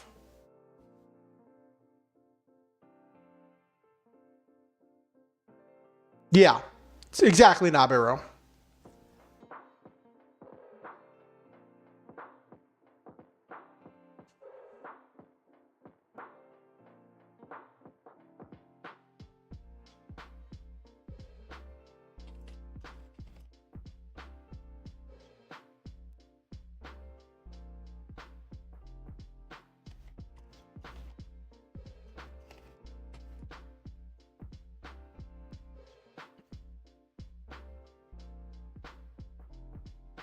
Yeah, there is a very thin line between them sometime.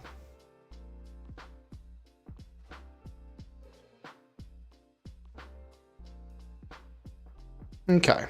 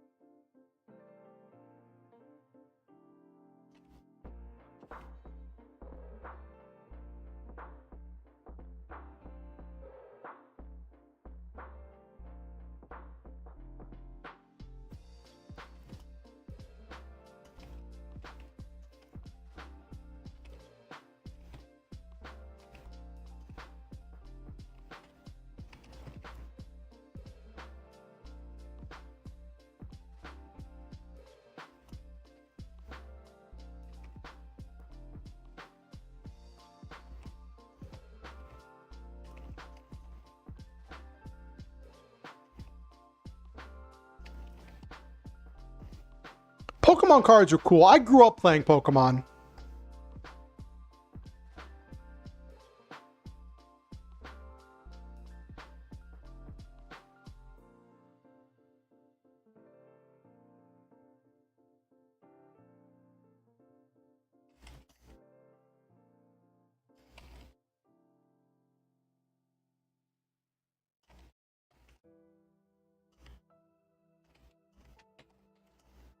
What do you mean, of course I did?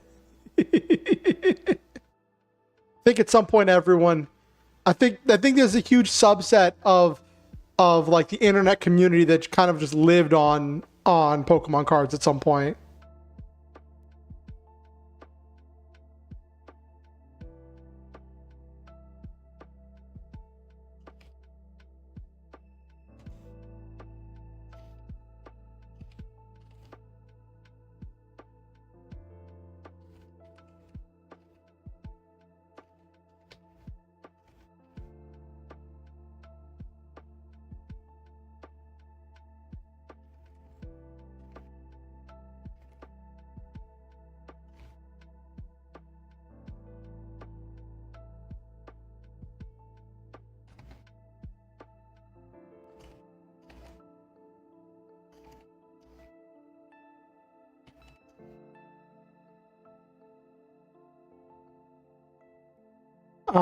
Bob. Yeah, 90% of people collect Pokemon cards and never learn the rules. That's true.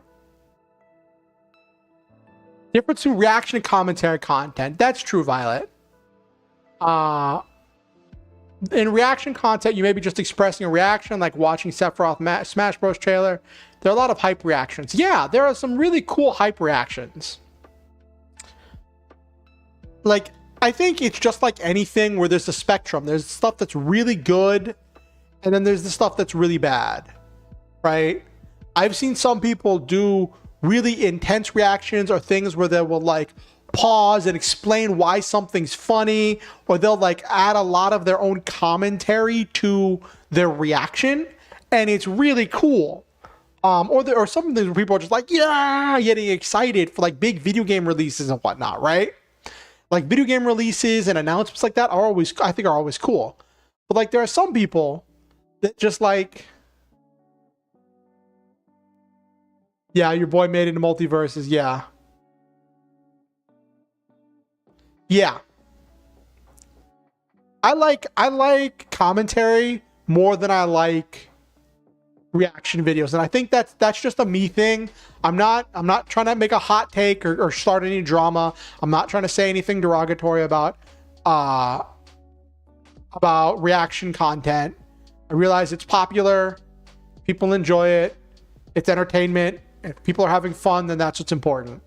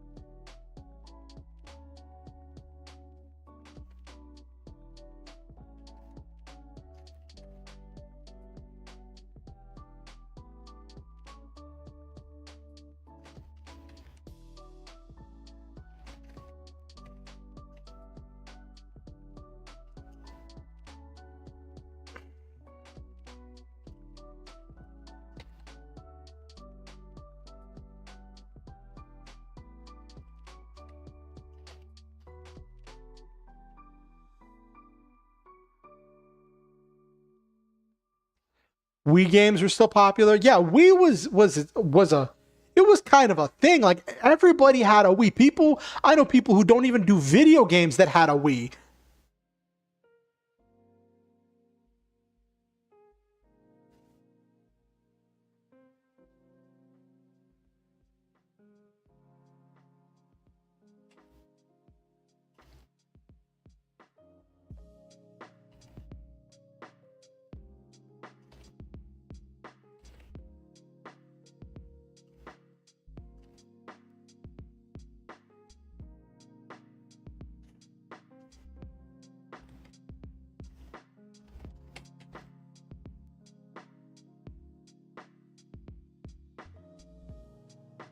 Yeah, that's true, Violet. Wii was mostly for GameCube games. I think the Wii being backwards compatible really helped with its popularity, because there were a lot of really good GameCube games.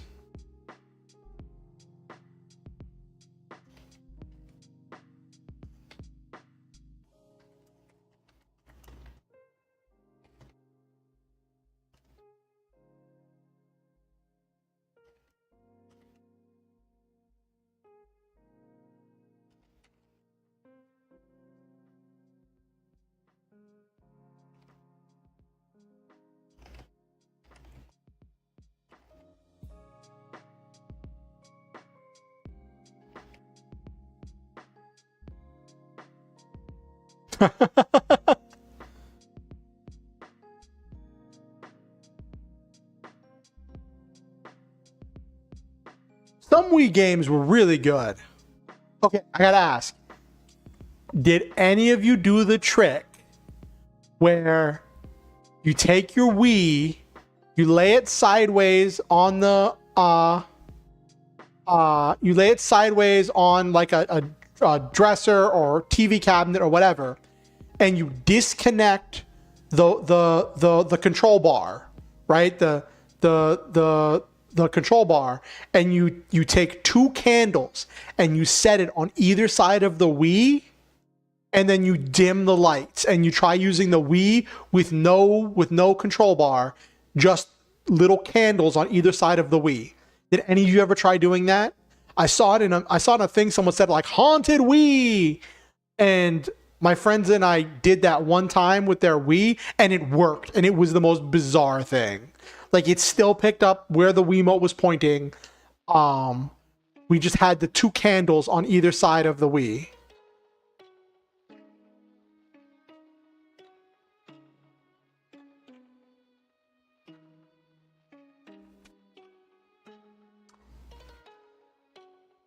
Yeah, it was the craziest thing.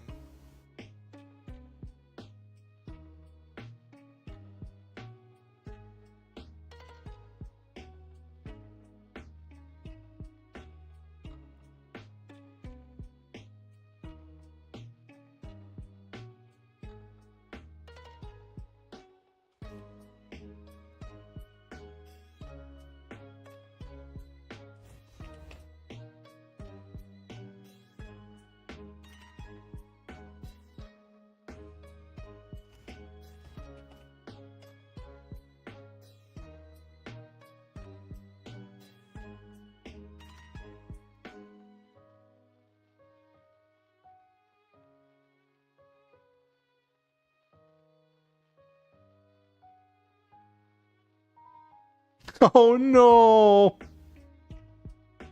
Okay. Fun fact. When I was a kid, I had a Nintendo 64. Right? And I didn't have very many games, right? We did not have a lot of money when I was growing up. And my mom would go every morning to walk the dogs. So like every morning and every night, my mom would go to walk the dogs. One morning, my mom came home from walking the dogs with 3 Nintendo 64 game cartridges. And she says she found them in the street. There was like part of the stickers were like worn off of them. It looks like someone had driven over them. And I was like, what in the world? There was no box, no instruction manual, just 3 Nintendo 64 cartridges. And guess what? All 3 of them played. All 3 of them played perfectly fine. One of the games I didn't understand how to play one of the games because I didn't have an instruction manual, and this is before, like, we had like dial-up internet back then, right? So I couldn't just look up a guide of how to play the game. I had no instruction manual. I tried to figure it out as I went, and I had a lot of trouble with it. One of them was Mario 64. One of them was Mario 64. One was Quake 2. And the last one was some kind of construction game. I didn't understand it. I really couldn't figure it out. But like, I played so much out of Mario 64, and Um, the Quake, I loved Quake 2. I love the guns and the feel of it. Um, and like it, and it's funny because I grew up in like a really conservative Christian family home, and like there is no way my mother would have bought me a shooter game, and I got one from it, my mom finding it in the middle of the street while walking the dogs. It was, it was like, it was the most bizarre thing.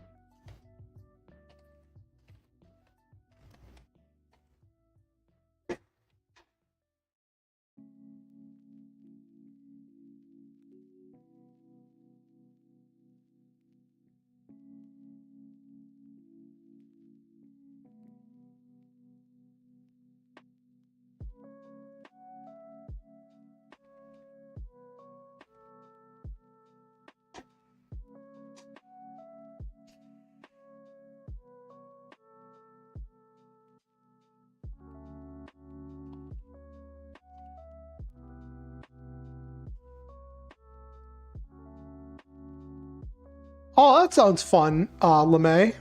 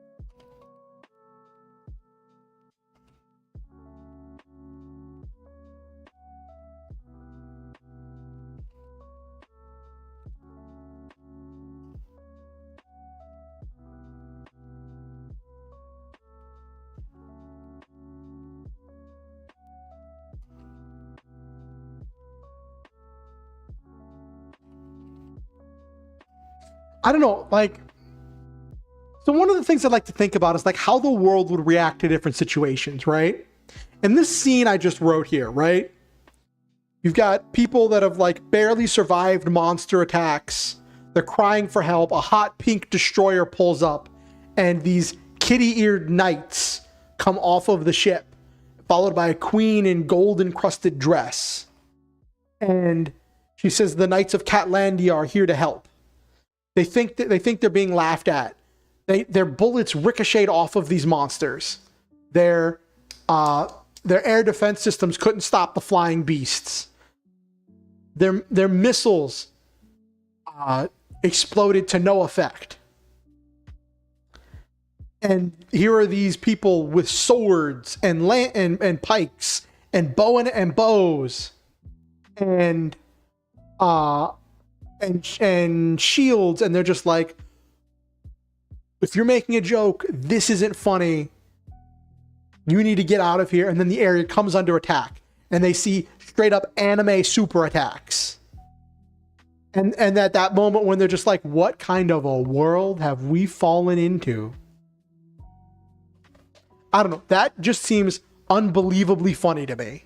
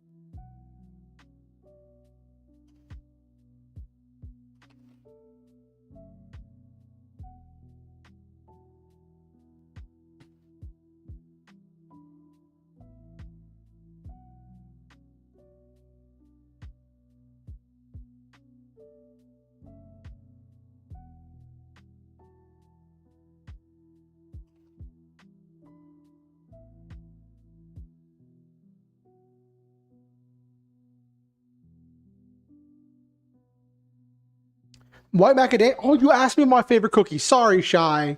I'm sorry, Shy. I didn't mean to ignore you. I like. What's my favorite type of cookie? What is my favorite type of cookie? I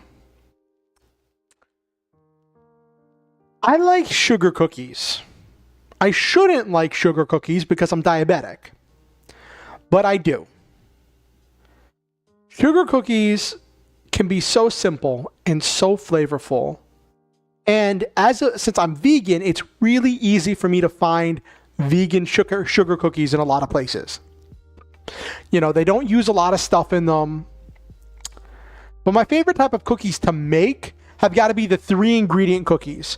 Have you ever heard of 3-ingredient cookies? It's usually banana, oats, and something else. The ones I've made are banana, oats, and chocolate chips. I use dark chocolate because I'm vegan. So you mash up the bananas and you mix up. I usually use a mixture of oat flour or ground up oats and regular oats for like a mixture of texture. And the oat flour mixes with the banana to form this kind of like batter, right? And then you put the chocolate chips in there for sweetness, and then it cooks into a cookie. It makes a cookie, which is really cool. So like those are my favorite ones to make because you don't have to worry about cross contamination. You don't have to worry about eggs because I don't eat eggs. You don't have to worry about an egg substitute. Everything in there is completely edible. Like at room temperature, so you don't have to worry about like you still shouldn't let things stay at room temperature for too long as far as like batter and stuff, but like it all just comes together. I've made them like once or twice before and they're really good.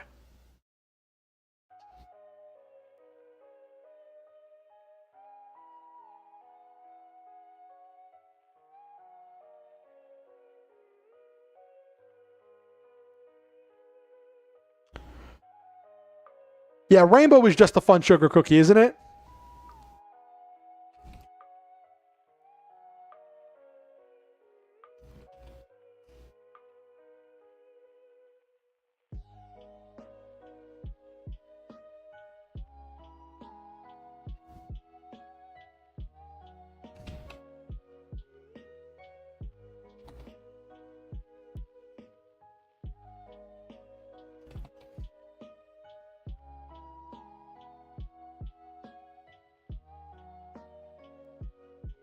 So I had this other idea for a funny scene. Yeah, banana cookies can be really good, Shy. So, while helping a coastal village that had been ravaged by monster attacks, locals asked the Catlandians to help with the reconstruction of their village.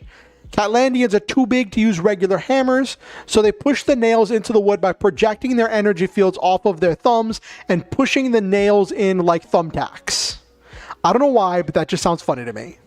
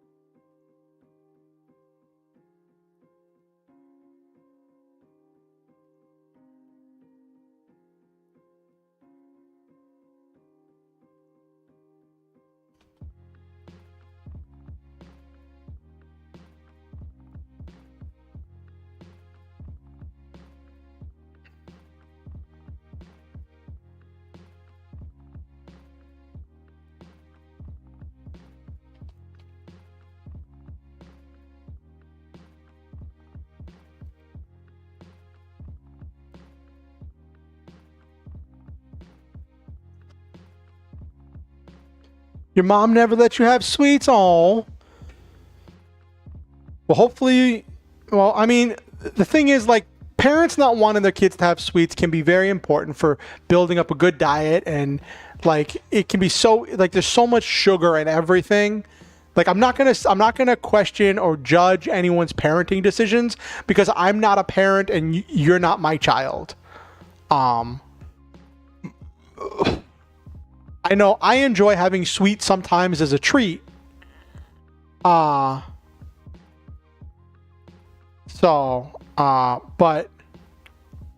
it's if that's what your parents want, then that's what happens.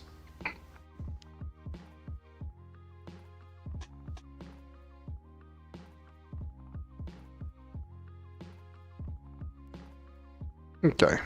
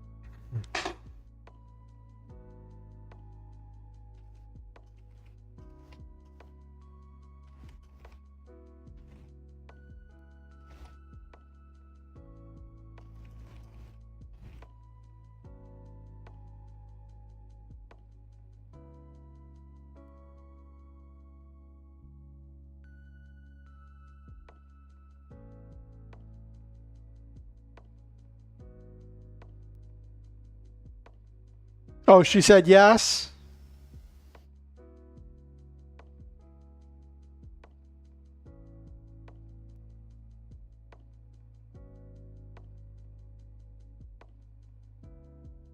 Okay.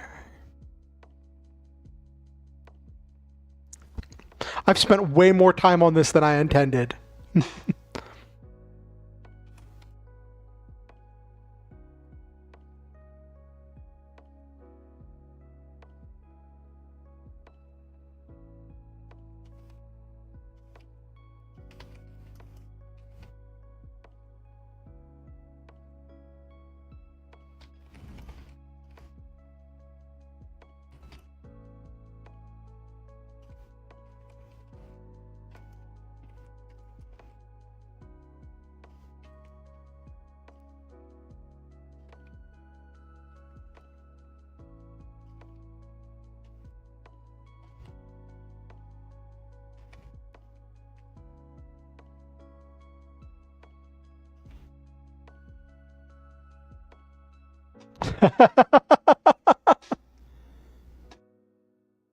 Audacity to say it while eating a brownie. Oh no.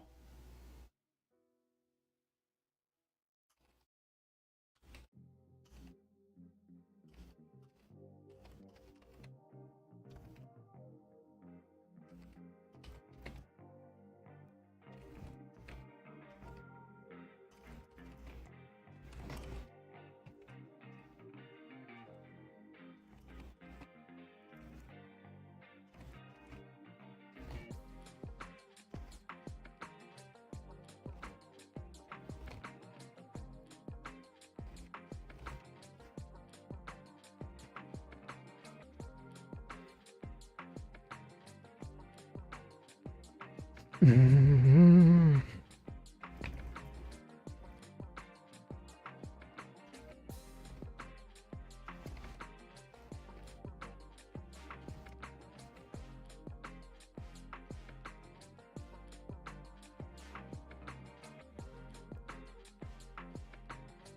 Brownies are good, but she can dip kind of chocolate chicks in them, and she makes them really moist.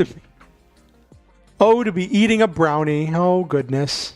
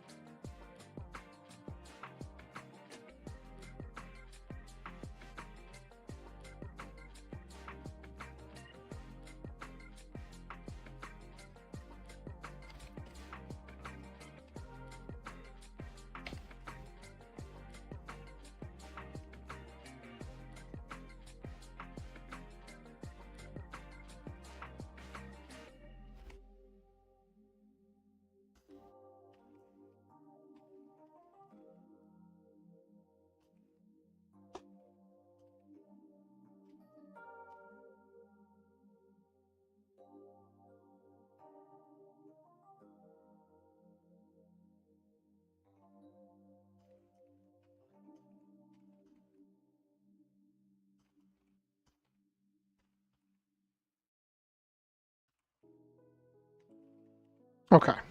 Permanently as a citizen of Catlandia.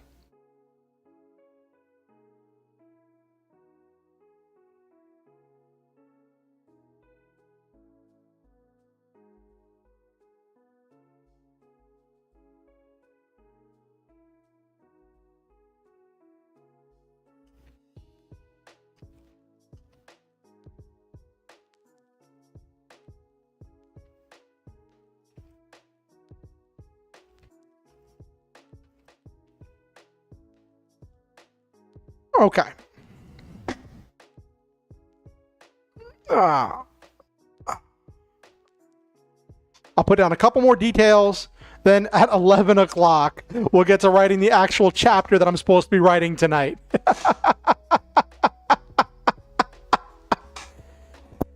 Ah.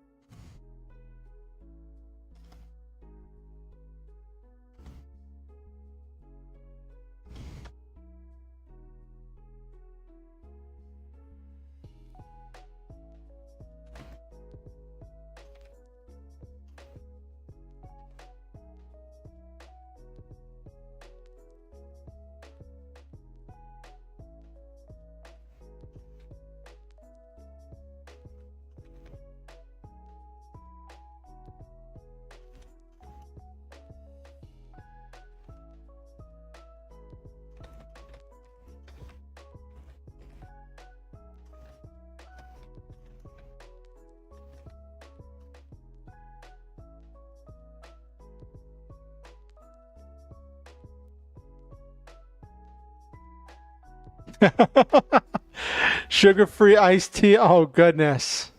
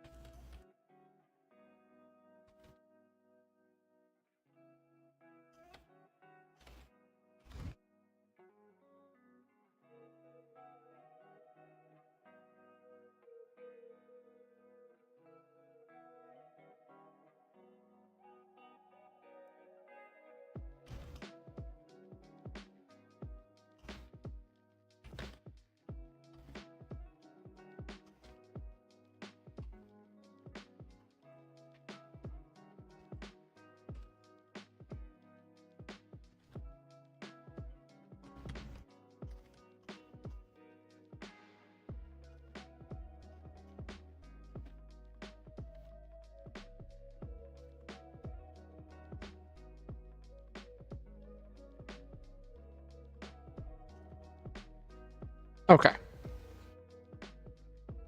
All right.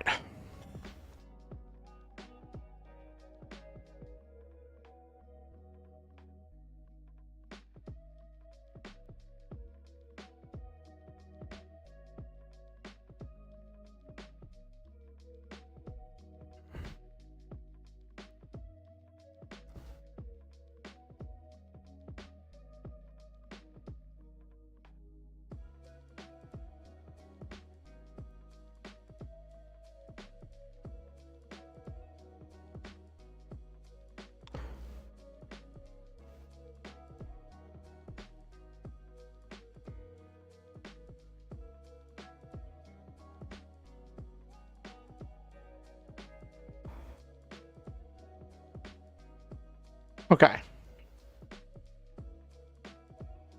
I've written a lot. Holy cow.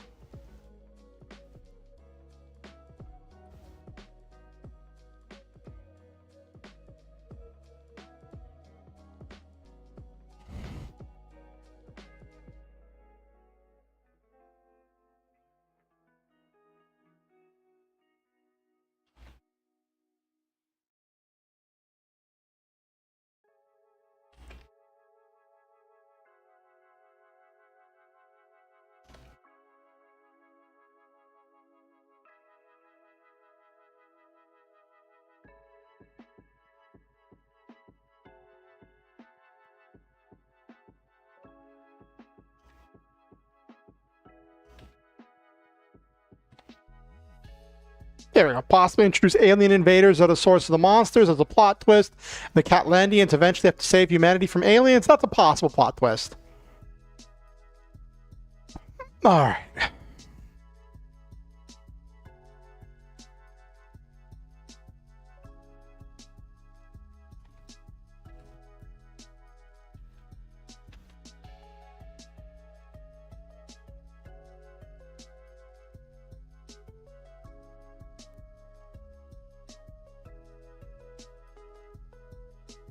Okay, it's 11 o'clock. Let's get to the actual writing. I've been doing this for 2.5 hours. Well, about 2 hours of writing this, which is not even the chapter I wanted to write tonight.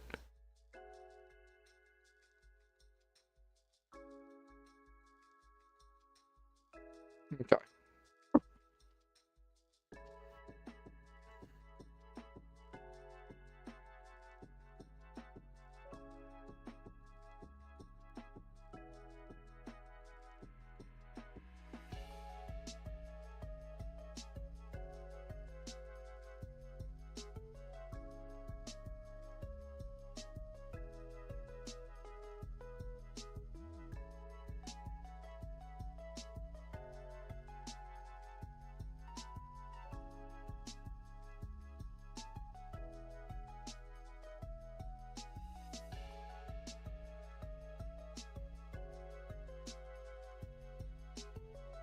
Okay. I could have just done this as the stream.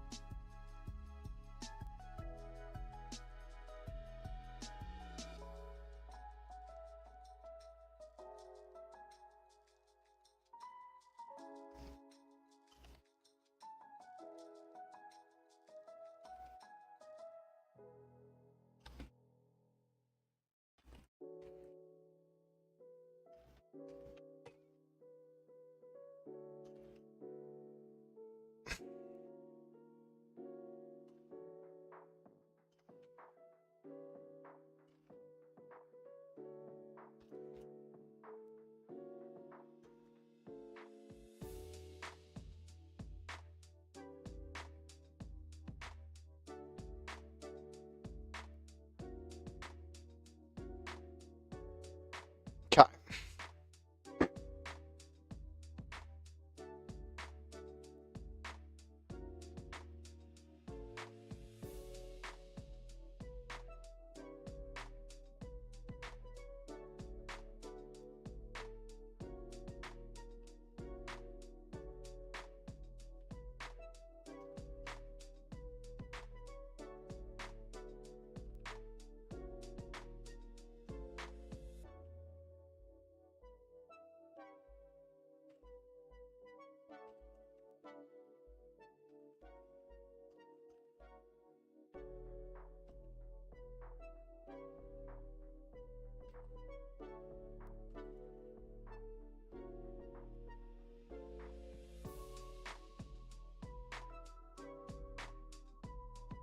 Okay. Got all these notes down. Ugh.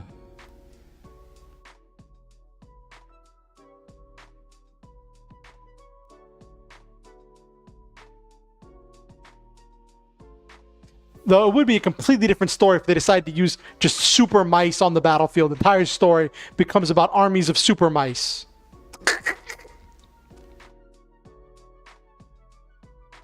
Biker mice from Mars, anyone?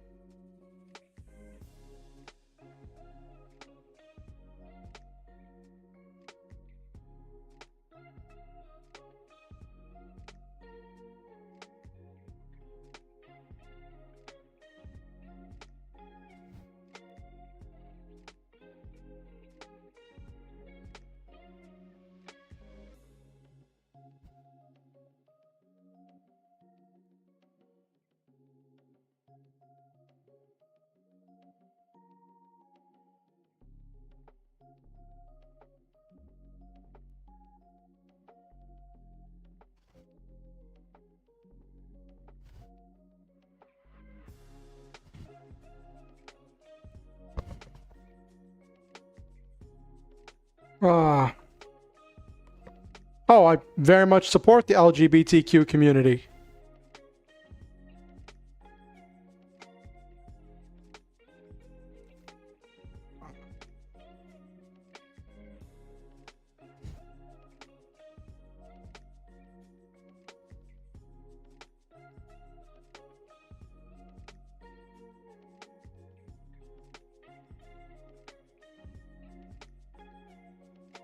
Yes. Why? Is that surprising? I'm sorry if I've given you some kind of vibe where that's like really surprising.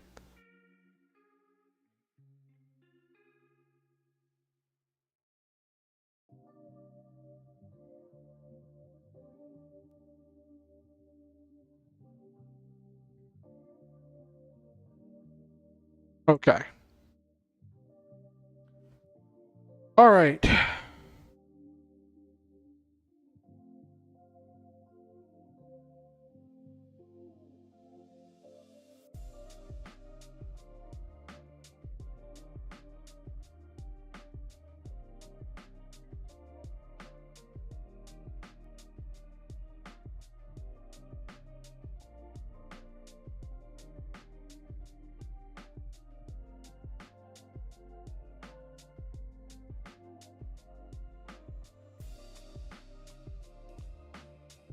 You're welcome to feel that way.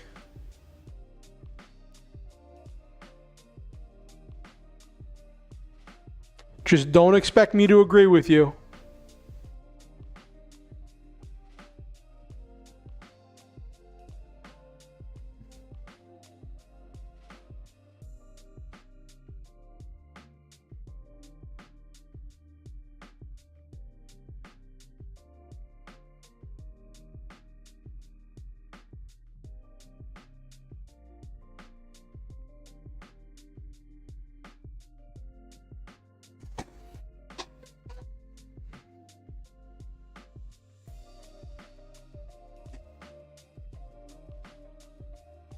Okay.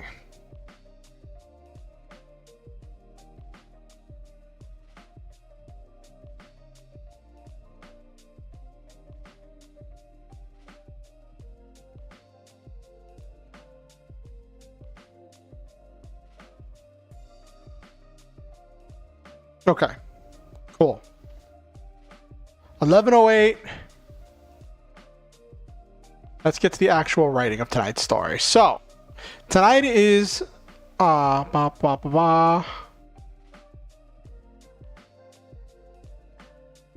Tonight is the build up to the midpoint.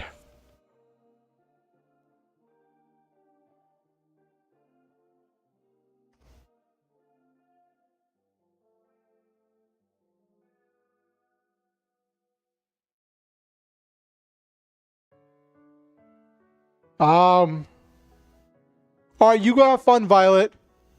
Shy, I'll say this as nicely as I can. I'm not here to debate, and definitely not about the LGBTQ community. I support them.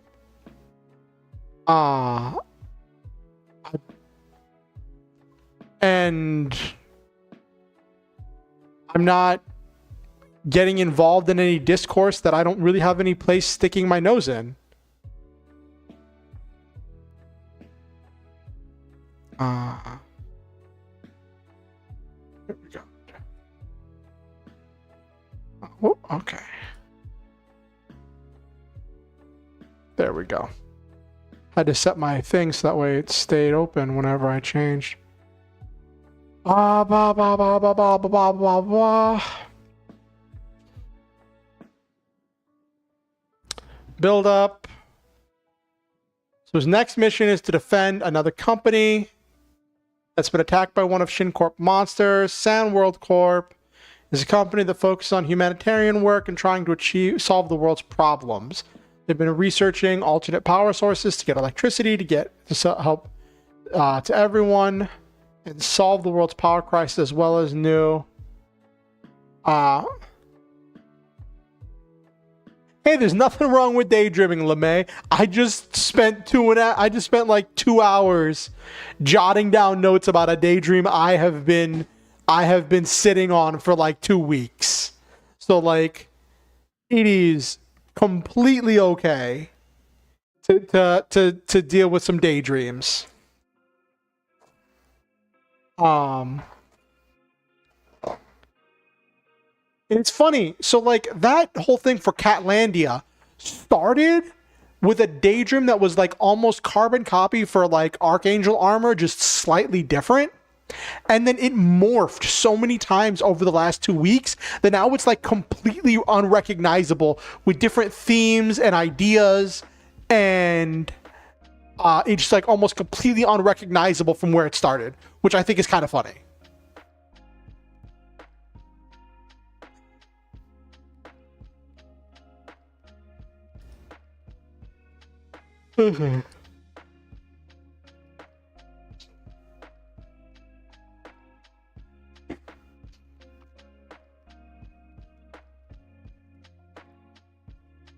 What's that thing? One of the guys from Mythbusters said one time, he was like, the difference between goofing off in science is recording the results and like testing and like forming a hypothesis from the data or something like that. The difference between messing around in science is recording the results or something. And I think that's kind of a thing where like, to a certain extent, like as far as like writing or being creative, sometimes you get motivated by different things, right? And that's okay. And I'm not saying you have to write it down. I'm not saying that as a mandatory thing. I think it's important to explore that creative side of yourself, and that can be an enriching activity in and of itself to explore that creative part of yourself. And that could be just a really great thing to do, even if you don't write it down, even if you don't share it with anyone, even if it's just something you do for yourself. I think it could still be enriching to do, but sometimes it is nice to be able to share it with other people. A character without superpower sent to a military college for superpower nobles undercover to investigate murder. Ooh, murder mystery, military, industrial military complex. Military invading the schools. You got school day. You got like school slice of life stuff. Oh my gosh. Probably like if he has to hide, if they have to hide that they don't have superpowers, so then you've got the whole thing of them faking superpowers. You can get into some like techie stuff. Maybe if they use some gadgets or gizmos to fake having superpowers. So like maybe if they have some like spy gadgets or something to make it seem like they have some kind of like really easy to fake superpower. And then there's the whole thing of like they make friends, they become friends with people that they interact with, and then eventually there's that reveal that not only are they a spy, but they've been faking their superpowers. Oh my gosh, LeMay. I almost called you Violet. I saw Violet come back and I was in the middle of talking to LeMay and my brain mixed the names. I was like, wait a minute, hold up, wait, doing this wrong. But yeah, LeMay, there's so much potential for that. That sounds like a really cool story. And if you feel motivated, I think it could be really cool. Okay.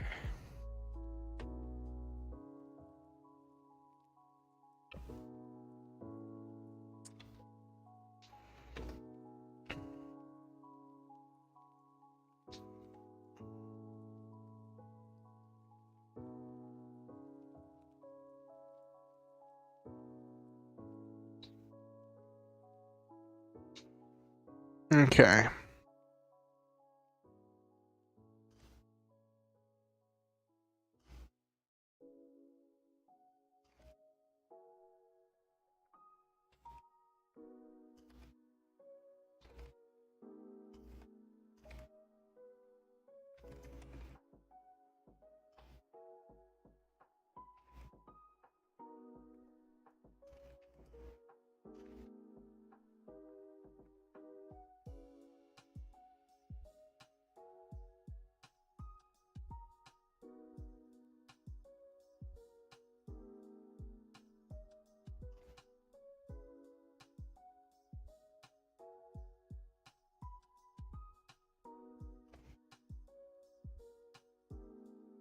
There'll be gadgets, but it's under the guise of a new program. Ooh. Oh, so they're like, I'm a gadget hero. Oh. But welcome back, Violet. It's good to see you.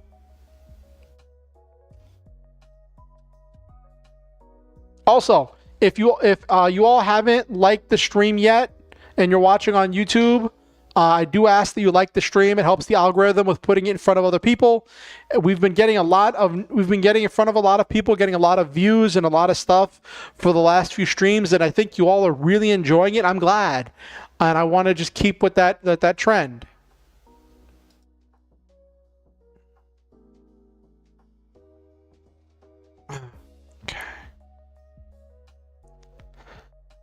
There will be a feud between the superpower noble and non-powered commoners and low-ranked nobles with tech. Ooh.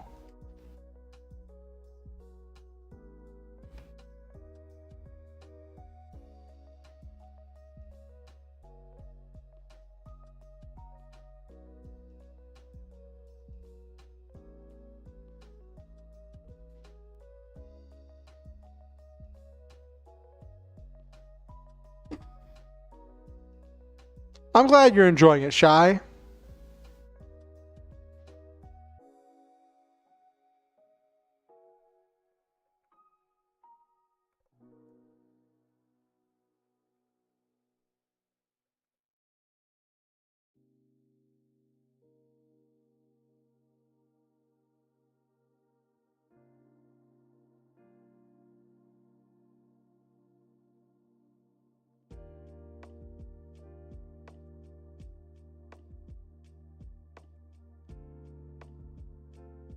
That is honestly kind of where I'm at with the Catlandia story.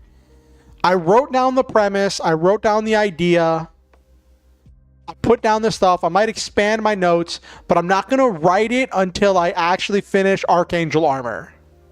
I want to finish Archangel Armor first, and then at least my draft one of Archangel Armor, then I'll decide. Because the thing is, right, the Catlandia story, it has a lot of potential, but it's really silly, and it's going to involve it has the potential of involving a lot of political drama, and I'm going to have to probably do a lot of research to get some of those things right, or just gonna have to wing it like Saturday morning cartoons. So I don't know if my Catlandia story is going to be something that translates into a novel really well.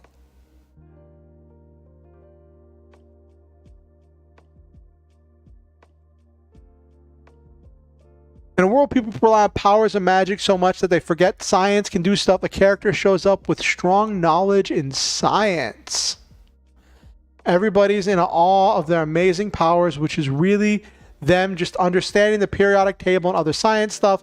That kind of situation where someone is just doing some very normal thing, but the world around them has forgotten what it is. It will be one of my favorite tropes. Yes.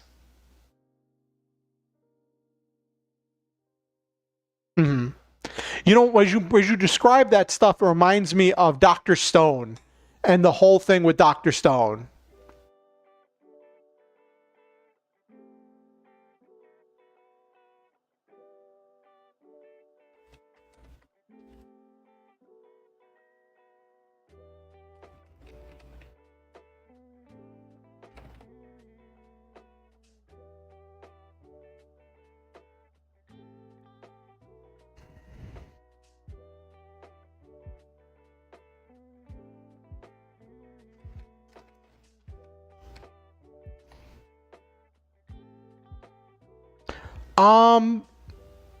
It can be very interesting.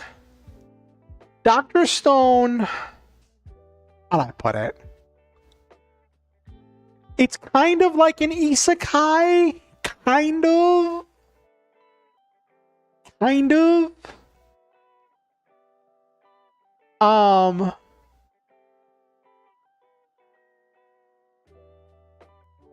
Basically some big energy wave turns all the people in the world into stone. And this one character, Senku, wakes up as the stone around him falls apart and he regains consciousness. And he starts to discover the stuff that like woke him up was some special acid from the bat poop or something. And Senku's like an expert in science and has memorized all this science stuff and all these science facts. As he goes exploring, he finds this village of people who don't seem to have any, like they're like hunter-gatherer society with no real development of technology. There's one weird person, the one person that's considered the village weirdo, that like collects lots of shiny rocks and anything that he thinks is cool because he wants to do like magic with it, but he doesn't understand any of those things. And Senku then like uses science to help the village, and he starts trying to wake people up to try to rebuild society. And one of the people he wakes up is like this person who's obsessed with this survival of the fittest, hyper primitive, ideal, and wants to destroy all of the adults while they're still stoned so they can never be revived, and wants to build a society that throws science to the side and lives by pure animalistic rules.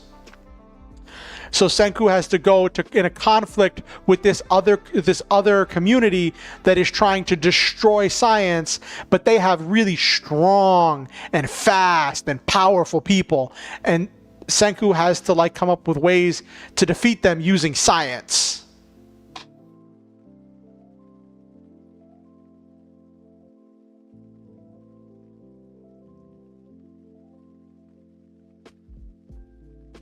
I could look that up, LeMay.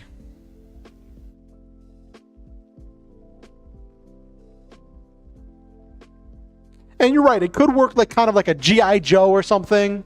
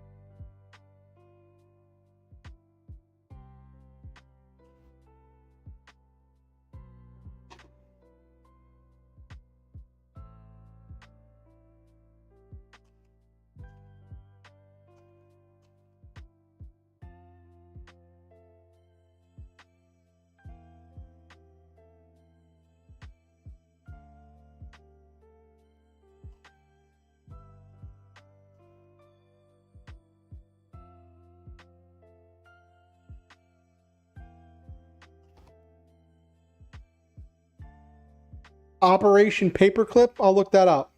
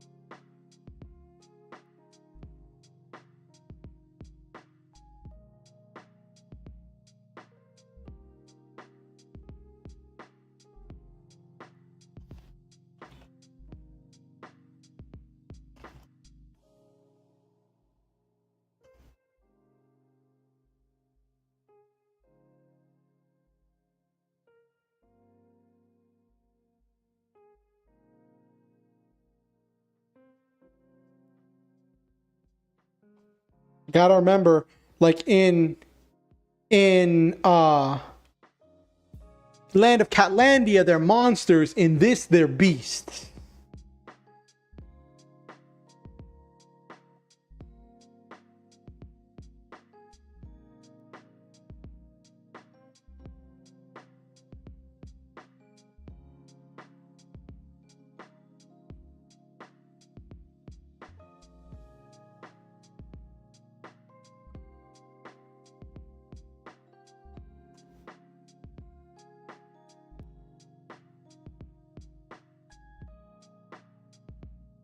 The Finders cult shows how different intel groups can come in conflict with one another. One group went rogue, another group tried to cover it up, another tried to investigate but could not.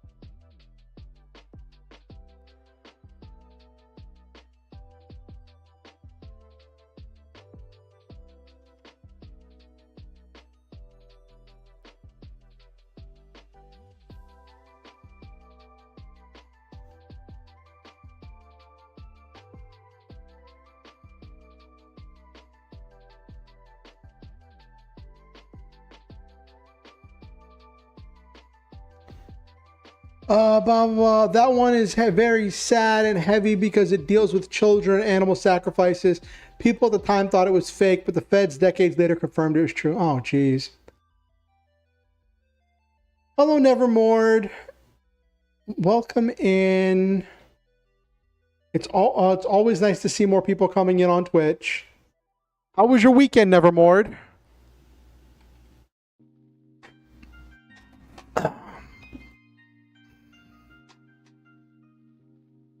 That's great. Oh, okay. Well, don't give out too much information about where you are. I don't want anyone to dox themselves.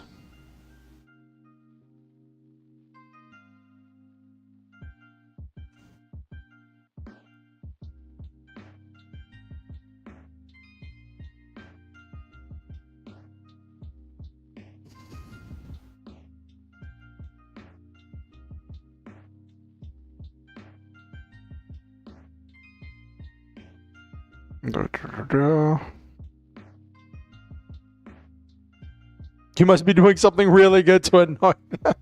Listen, you never know what's going to happen, so just be careful.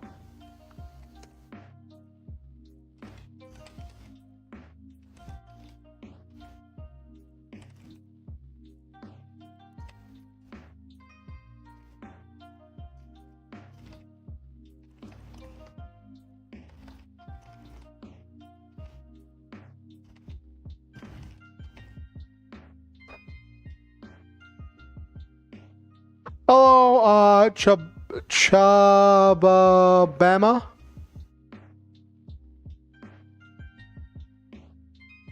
My day is going pretty well. Hey, there's nothing wrong with that, Nevermore. It comes in like you. I find it's best to move with your motivation. Like earlier tonight, I spent like 2 hours writing down notes for a different story that I've been kind of daydreaming about, but I wanted to get notes down about it.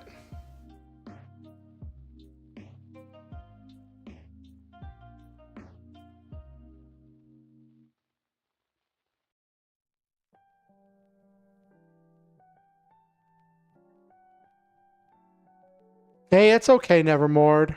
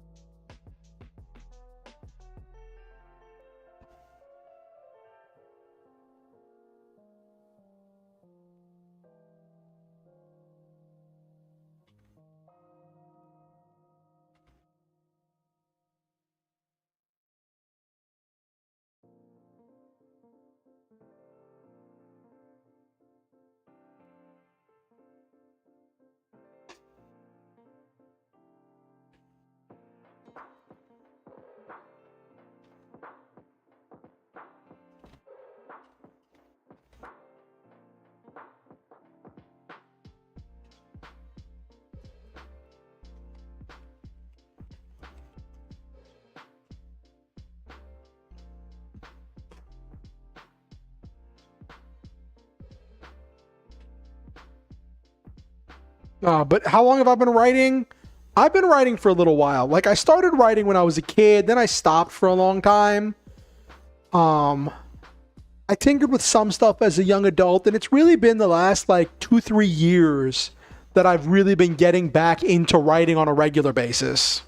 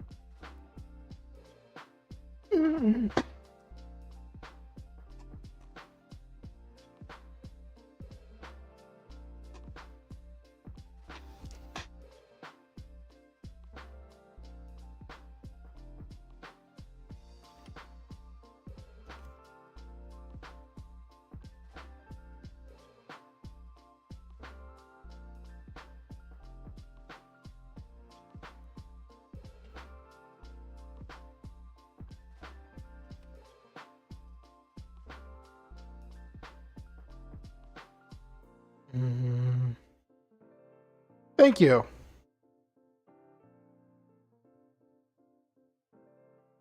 Been writing for almost 10 years? Wow. Oh, that's cool.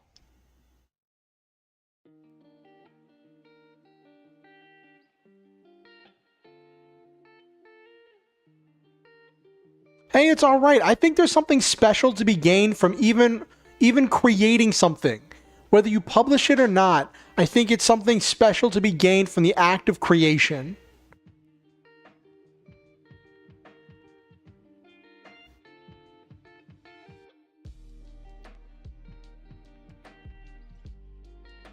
Oh, that's rough. I have had one chance in my adult life to do professional writing. It was years ago. It was like 5-6 years ago. Oh, Nevermore21, thank you for the follow. Welcome to the Star Hunters, where we shoot through the stars, have wonderful adventures, live our dreams, and always stop to enjoy the memes. I guess I probably should have done an introduction, but I'll do that in just a second. About 5-6 years ago, I had a situation come up where, so I've been involved with doing D&D and Mutants and Masterminds and other tabletop role-playing games as a dungeon master, as a game master, running and creating the games, creating the stories and the collaborative storytelling events. I've been doing that for pretty much most of my adult life, in some way, shape, or form. And one of my friends owns a gaming company, and they're working on developing a game. They have a board game, and I think they're working on a TTRPG, and they were looking for authors to write short stories set in the world of their game that they were going to release as an anthology. And I was given an offer. Well, I think I asked. I was like, hey, you said you're doing this. I said I wanted to help you in some way, shape, or form, because I joined the company as like helping with like reading and proofreading and stuff. I never really did a whole bunch of that stuff. Yeah, their game sells. I haven't played it myself. I've heard it's good. It's like they've got a war game. I haven't looked at their TTRPG stuff, partially because of what I'm about to describe happened. I knew some stuff about the world. I had some basics. I'd been tangentially involved in their Discord, and then they posted that they wanted authors, and I was like, and I could do it. I thought I could do it. Just one 3,000 word story. Boom. One 3,000 word story. I think it was 3,000. Short story. And my friend was like, sure. I've seen your storytelling capabilities and your stuff with your game mastering stuff.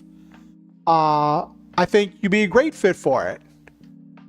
And then I just started getting like imposter syndrome, feeling like I was way out of my depth, way over my head.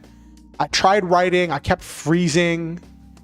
And when it came down to it, when it came time to submit the first drafts, I submitted a 1,500 word short story. I think it was like just over 1,000. It was like between 1,000 and 1,500 words when it was supposed to be 3,000 words minimum. 3,000 words was the target. And they had an editor lined up. And the editor looked at my work, sent it back. Yeah.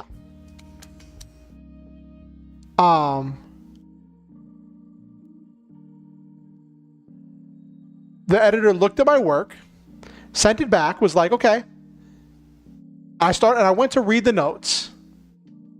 And the notes were like, okay, you're under the word count, which is good, because I think you have a start of a story here.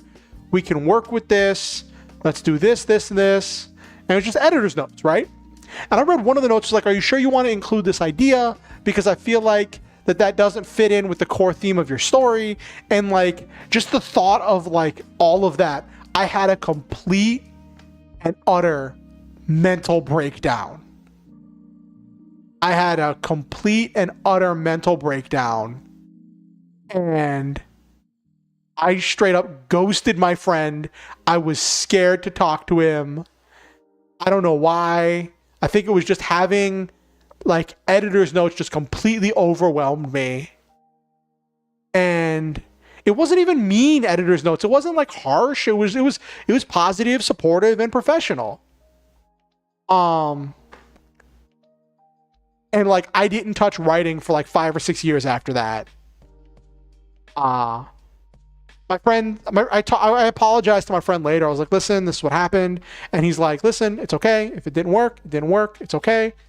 We still put together the anthology. So like, you know, They obviously did not include my 1,500 word rec, at least in the rec of a story I put together.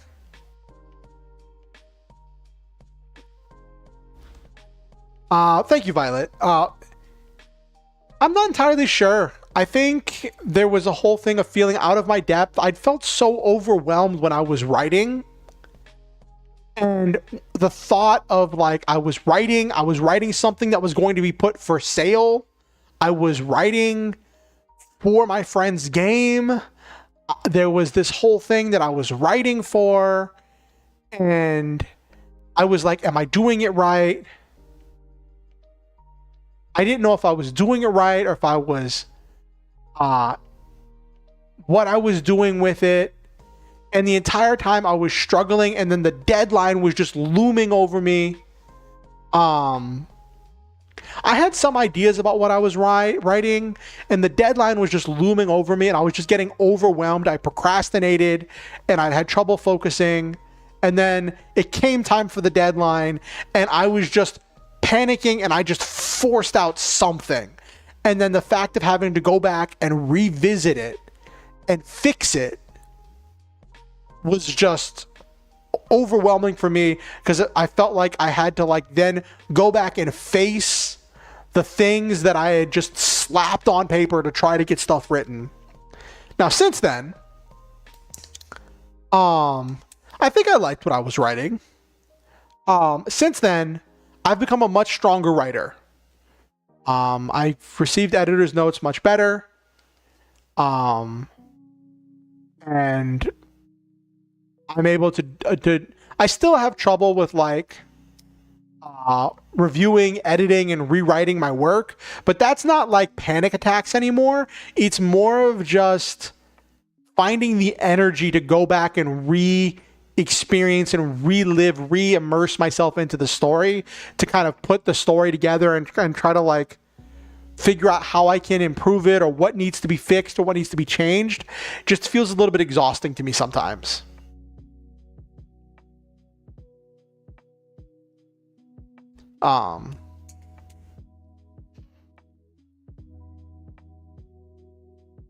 But it's funny, it took me over a month to crank out a 1,500 word story, and now I do like 3,000 words in a night. It's funny. Well, usually between 2,500 and 3,000.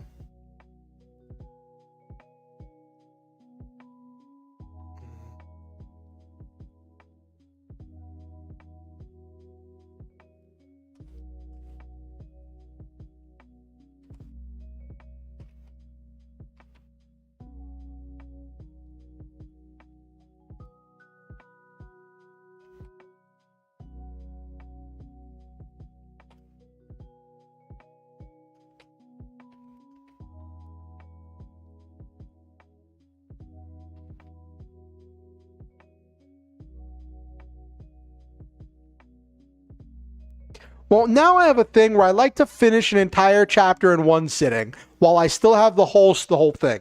So like, I'll go late tonight. Like, normally I start at 8:30 and I usually go between like 12 and 1 o'clock or whatever. Tonight I spent 2 hours putting down notes that I had for another story, and like that ate up like 2 hours of the writing time that I dedicate here in streams. So I know it's going to be a bit of a longer stream in order to get this going.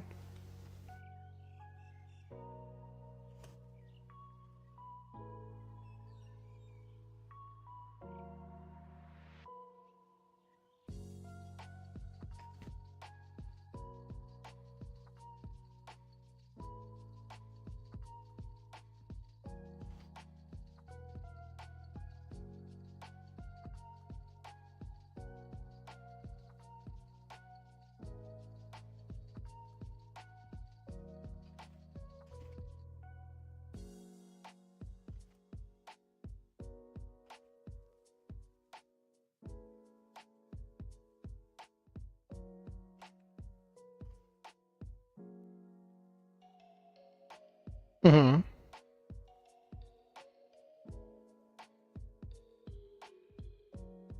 Oh, geez, that sounds really rough, Nevermore.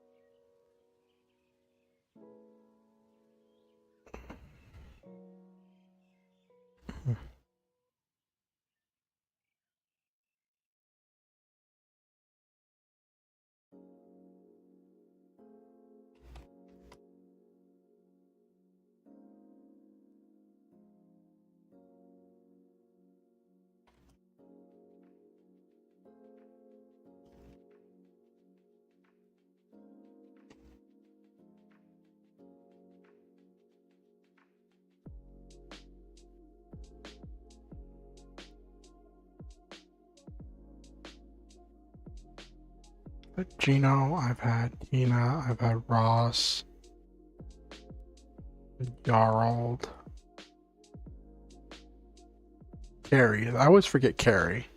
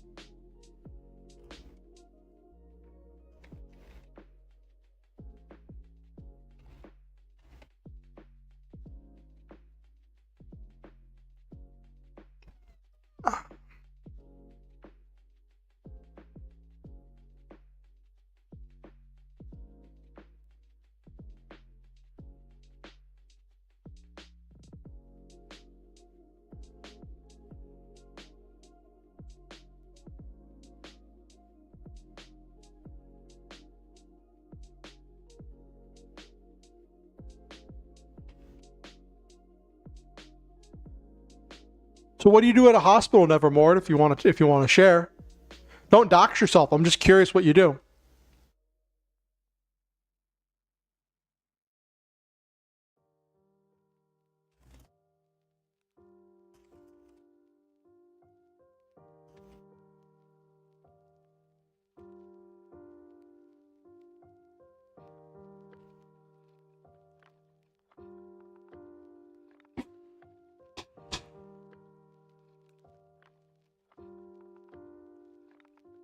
Oh, it's no problem, Nevermore.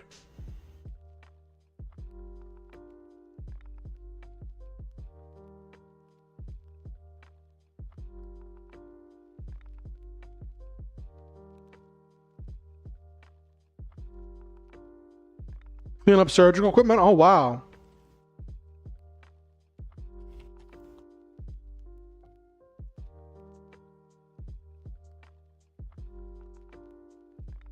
Oh, wow, that sounds really intense.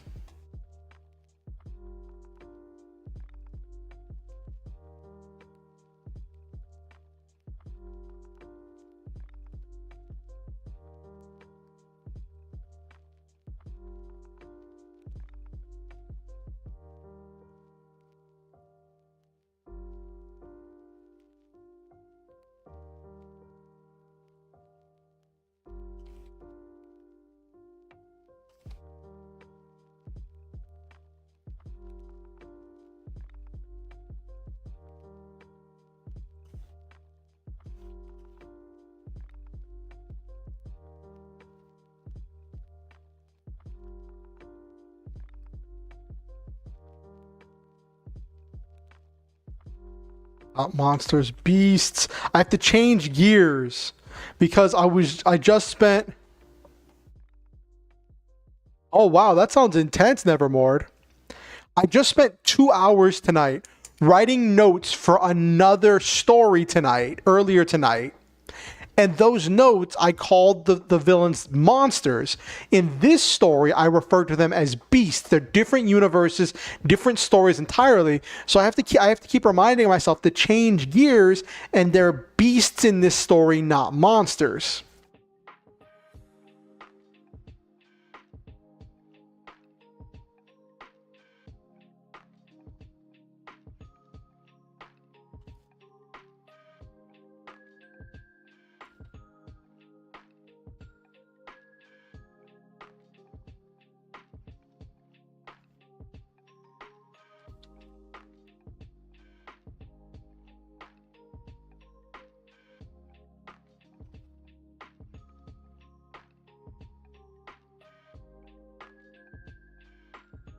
Oh, okay. So this story, I guess I should tell you a little about this story. Well, a little about myself. I am a variety streamer. I do a. There are definitely some interesting ones out there. I'm a variety streamer. I do gaming content, TTRPG content, and other types of like content. And the main thing I've been doing lately is the writing content. I do also some game development content, and I I've started doing writing. I'm working on a novel right now, and I like to do these. I've started doing these to finish this story out, and it's been really helpful for me to have a dedicated time to write this. And people have seemed to really enjoy it. I've been getting a lot more views on YouTube. I'm currently multi-streaming on both YouTube and Twitch. So I'm not telling you to go to one or the other. I say watch me wherever you're most comfortable. This story is a sci-fi action adventure. Hey, there's nothing wrong with that, Nevermore. This story is a sci-fi action adventure with a little bit of romance. Basic story. Hey, there's nothing wrong with that. I always encourage my viewers whenever I'm having these streams to grab their own projects, whether it be studying, writing, art, game dev, anything that they're working on, and work on at the same time. Chill with the lo-fi vibes. Tell me what they're working on in chat. I tell you what I'm working on, and we all just kind of create together. It's not a mandatory thing or a thing that's expected that like you have to be doing, but it's just a thing that I invite my viewers to do whenever I'm doing these streams.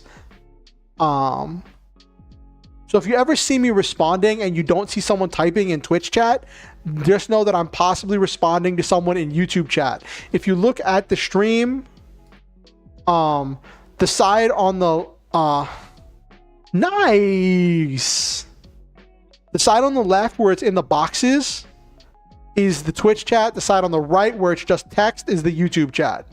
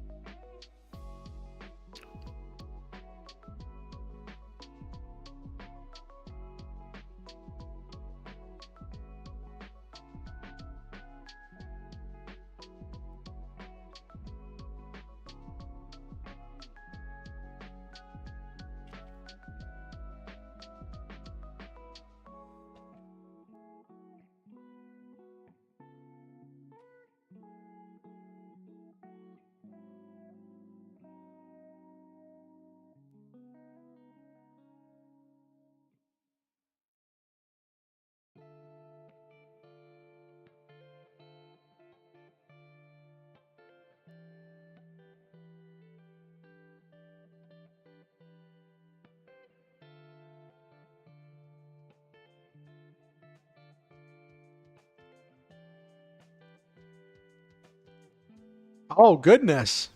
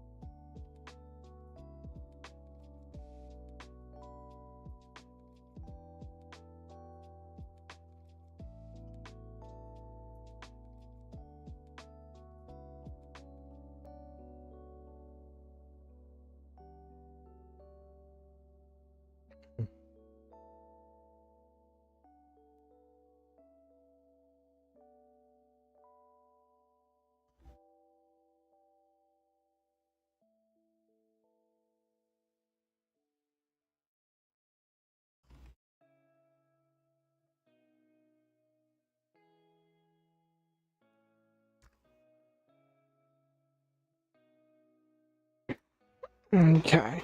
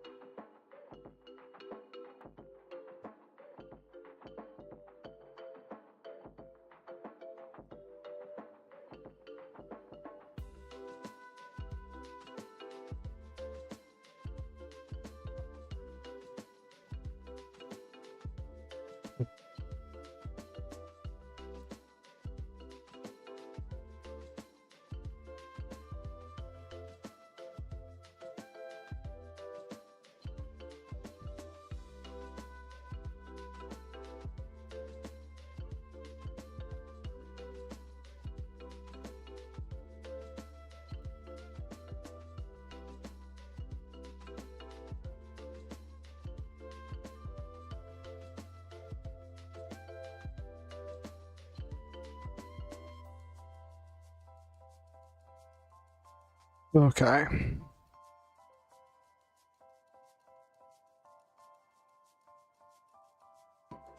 Yeah, it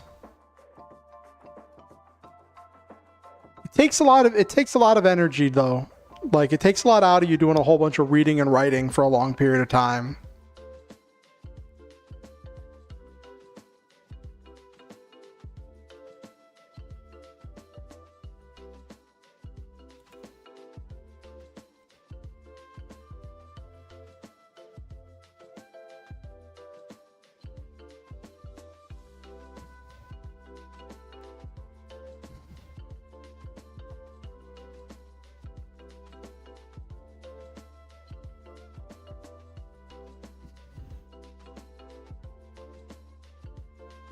Yeah, I definitely feel that Nevermore.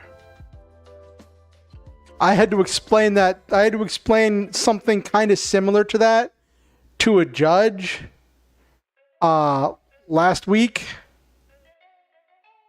about dealing with exhaustion and loss of energy and loss of motivation and depression, because I had a hearing hearing for disability because I struggle with a lot of that kind of stuff that makes it hard for me to do stuff. And hey, Happy Wolf. So I had to give testimony and explain that. And he's like, "Do you just not sleep?" And I'm like, "I do sleep. The problem is I sleep and then I get up and I'm still tired."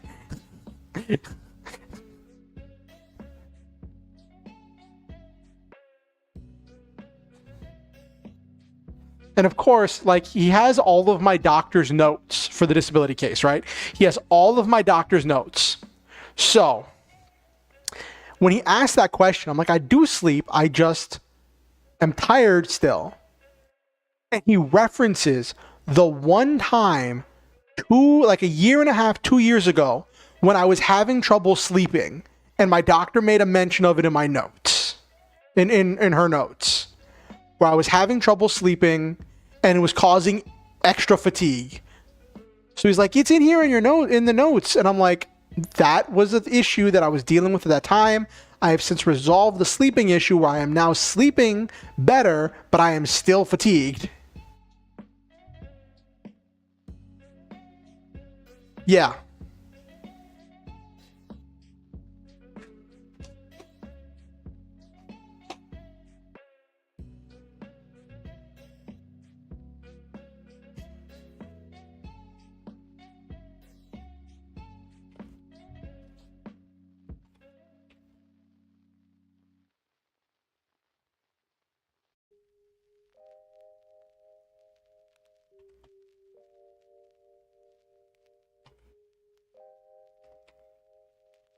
I'm doing all right, Happy Wolf. I'm getting this is going to be a late one tonight because I spent the first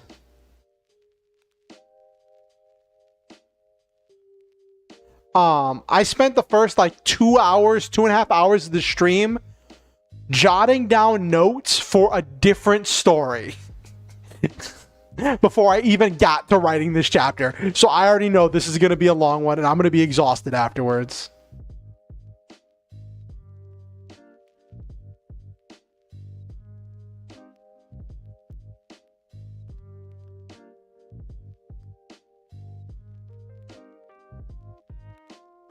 And the story I was jotting notes for was just a really silly daydream that I've been tinkering with for the last couple weeks. And I'm like, it's gotten to the point where I feel like I gotta write it down.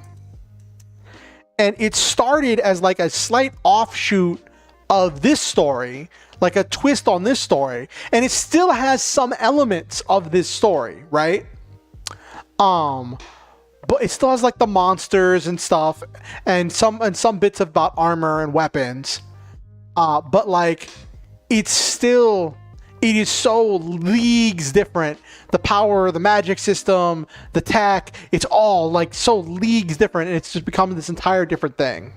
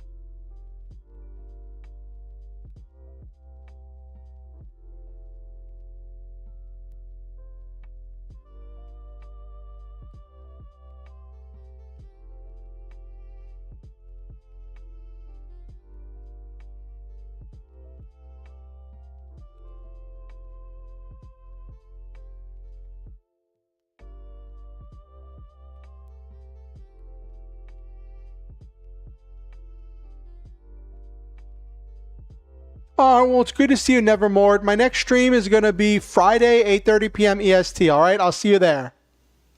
Actually, I might end up being... Hold on, what's Friday? Is this Friday the first Friday of the month? Because I do a thing on the first Friday of the month.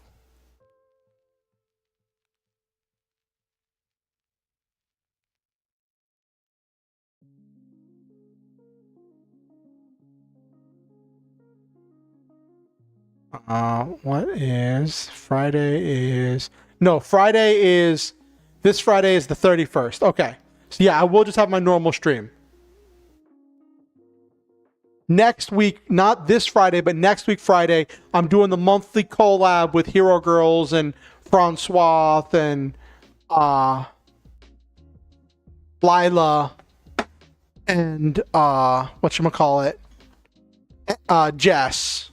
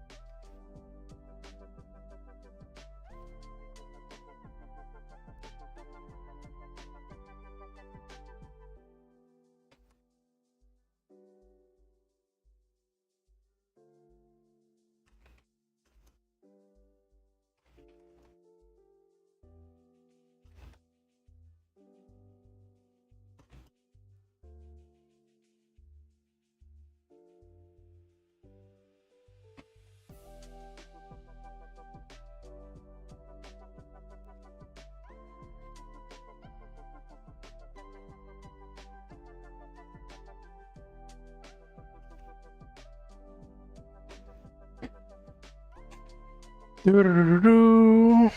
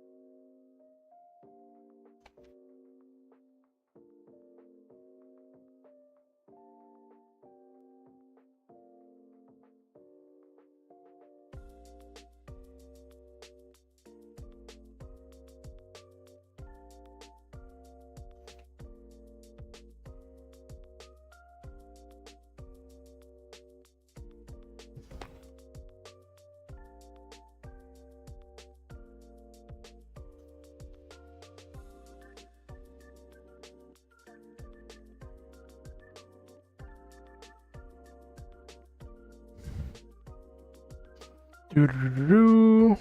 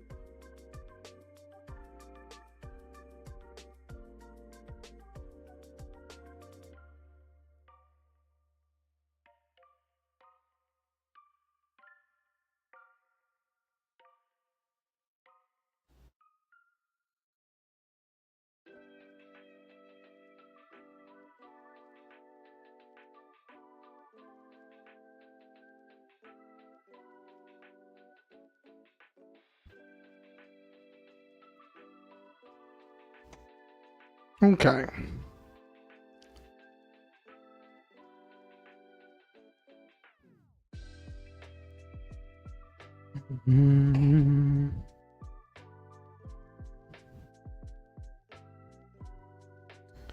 Kira Nebrius, thank you for the raid. Welcome in, everyone. Welcome in, raiders on Twitch. It is good to see all of you. I am a... Let me see if I can do... Let's see if my shout out command works.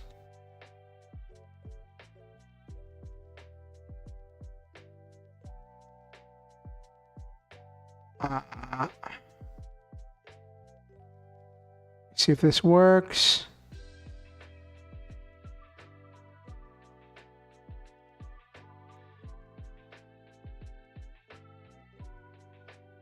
Cool, shout out does work. Okay. Thank you, Kira Nebrus. You were just doing it. Looks like you were just doing a just chatting. Why does it say? Why does it have my link? Why is my stream elements broken?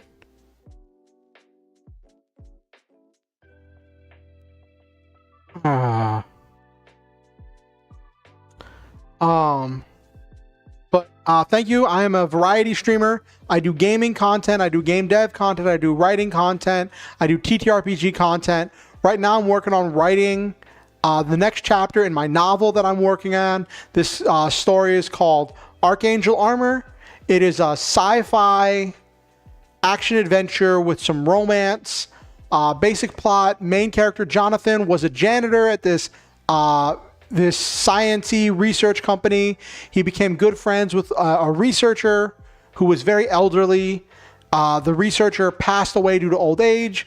Jonathan found out the researcher's last request was for Jonathan to become the test operator for the new suit of the new super suit, the new power armor. That is equipped with a new special device called the Brave Drive that generates electricity when exposed to strong emotions, and it uses that to power the suit. And Jonathan is extremely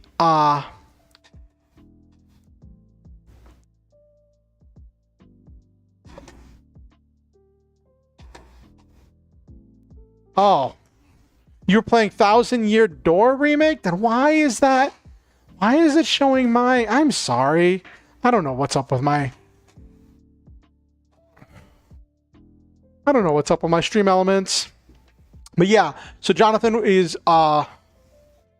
becomes the test operator for this super suit, and the facility he works for comes under attack by these monsters, which he has to fight off. there are other operators that are using other versions of the armor, and they all start after multiple attacks and him fending off the attacks. Other people start using the Brave Drive, and Jonathan is extremely emotionally intelligent. He's very in touch with his emotions and is very good at leaning into what he feels, while still remaining control of his reason and not letting his emotions drive him to do brash or unreasonable things. And so that makes him very good at using the Brave Drive, and he does a lot of amazing things and gets promoted relatively quickly. A lot of stuff happens one way or the other, and now at this point in the story, the company has transitioned from being a research company to being a PMC, a private military company, where they are providing military services with their exclusive product being their armor that they use, being the thing that only they can provide as military contractors. And he's coming to terms with what that means for himself. And up until this point, he's felt like he was helping people. And that's been a big driving force for him, as he's been trying to minimize casualties, help wherever he could, do what he could to help others, and that's one of the things that defined himself. And in this chapter, he's slowly starting to realize that there's other things going on in the world right now, right? They've just been contracted to provide to guard this other company that was already attacked by the beasts, and that might be getting attacked again. And this other company is a company that's doing humanitarian work, right? Building hospitals, putting electricity in schools, putting solar panels on schools in third world countries, and is doing stuff like researching generic medications and working on new energy initiatives in order to solve the world's energy problems and all this stuff. And he's slowly starting to feel a little bit am I really helping people? Now he's actually seeing this other company that is doing things that he would define as helping people. And so he's coming to terms with that. He really is going to delve into that next chapter, but this is where we start laying the seeds and the groundwork for him feeling that uncomfortability. Now, one thing about me, what I do is these are writing streams, right? I describe what I'm writing. I invite all of you to grab something, whether it be writing, art, game dev, studying, anything that you want to grab, that you want to work on, and I invite you to work on this stuff at the same time. I'm streaming live on YouTube and Twitch, so you can watch me wherever you feel most comfortable. I'm grateful to have you wherever. Obviously, I'm an affiliate, so I get money for ads of people watching me on Twitch, but I'm not going to force people to do one way or the other. So I'm grateful to have all of you. Welcome to the Star Hunters, where we shoot to the stars, have wonderful adventures, live our dreams, and always stop to enjoy the memes. Well, welcome, and it is an honor to have each and every one of you. Thank you for trusting me with your community, Kira, Neberus. Should I call you Kira or should I call you Neberus? Kyria? Kyria. Or Kyria? Did I misspell it?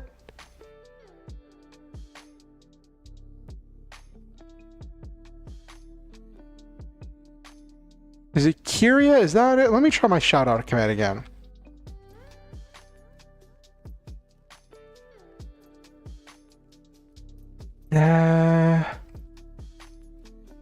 I'm also trying to do it through the OBS window. Let me try doing it through the Twitch dashboard. Give me a second.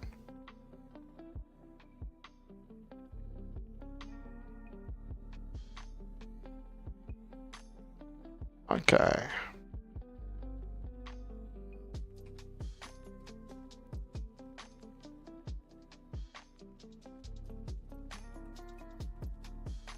There we go. It worked.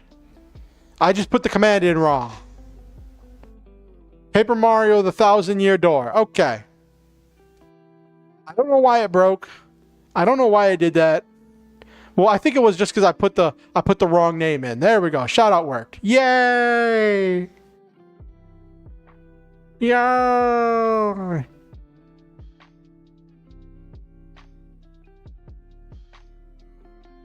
Okay.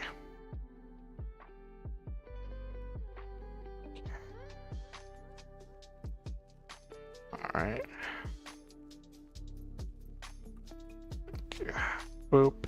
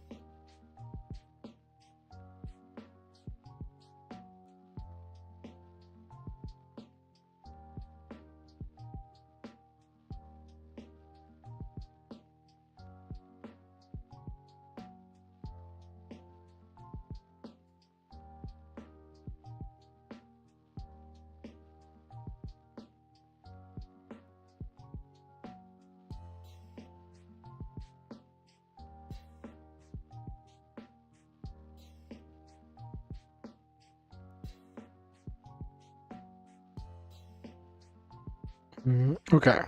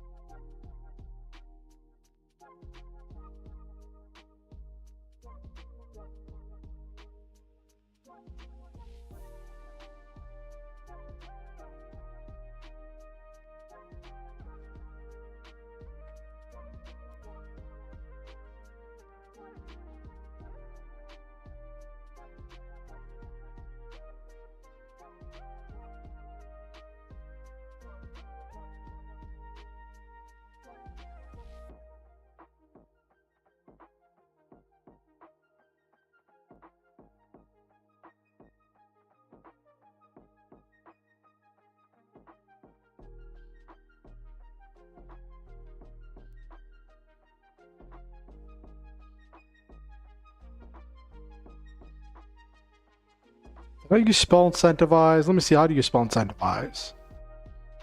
How do you spell incentivize?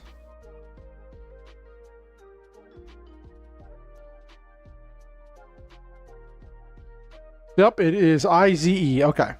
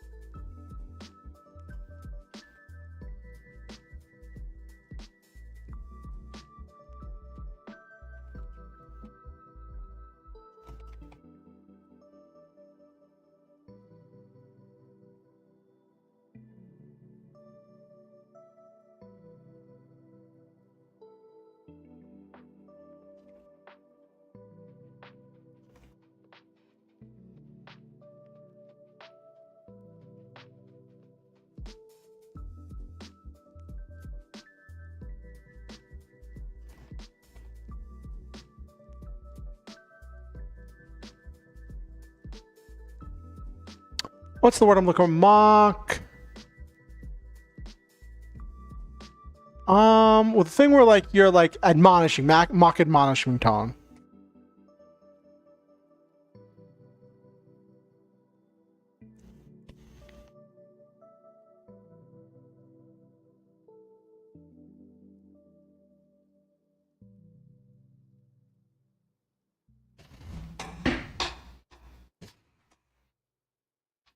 Been listening to a lot of Chuvash folk music recently. Sadly, it's hard to find English translations for the lyrics because it's a rare language. I found it randomly on radio.garden. Oh, that's cool, LeMay.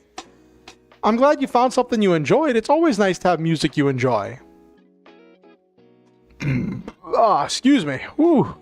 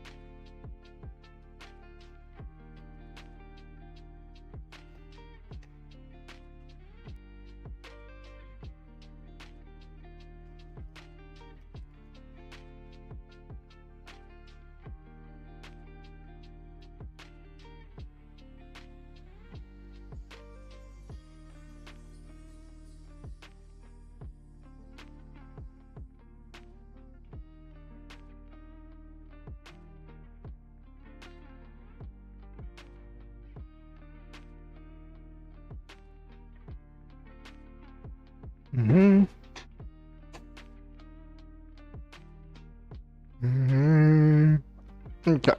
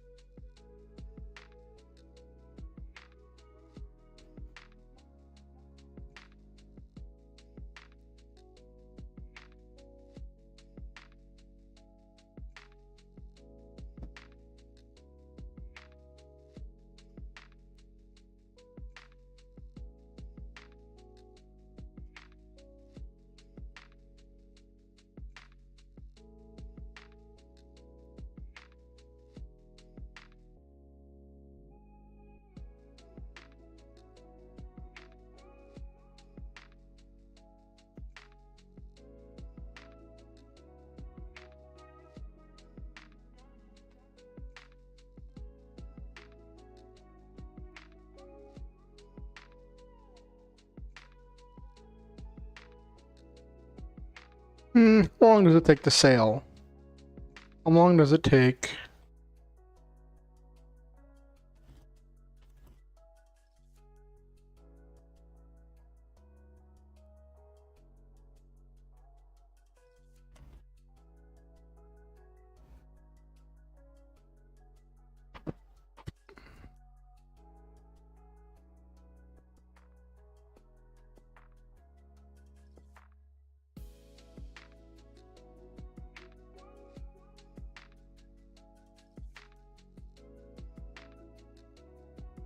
Six to 8 days. Okay, I was about to say.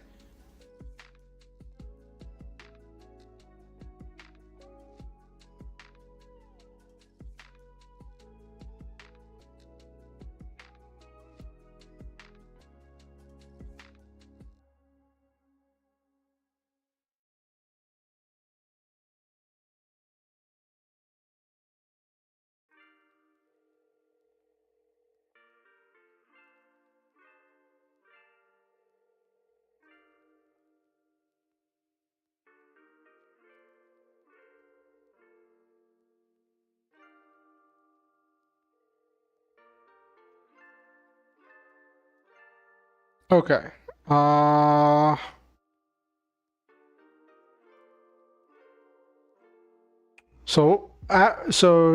Crossing the Atlantic is 6 to 8 days. So saying that it took them a week of travel, say a week and a half of travel. I'm not defining the exact location where it takes place. Because I want to leave some stuff relatively vague, like this is another country, another generic country.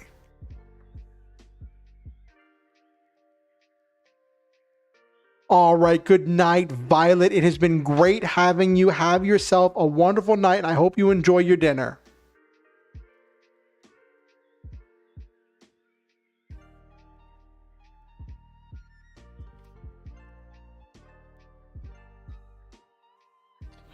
I'll see you Friday, Violet. I want you to know that I value you as a person. I'm grateful to have you in this community, and I think that you have the potential to make this world a better place. You are important, you are valuable, you are worthy of love, and you are deserving of happiness and good things.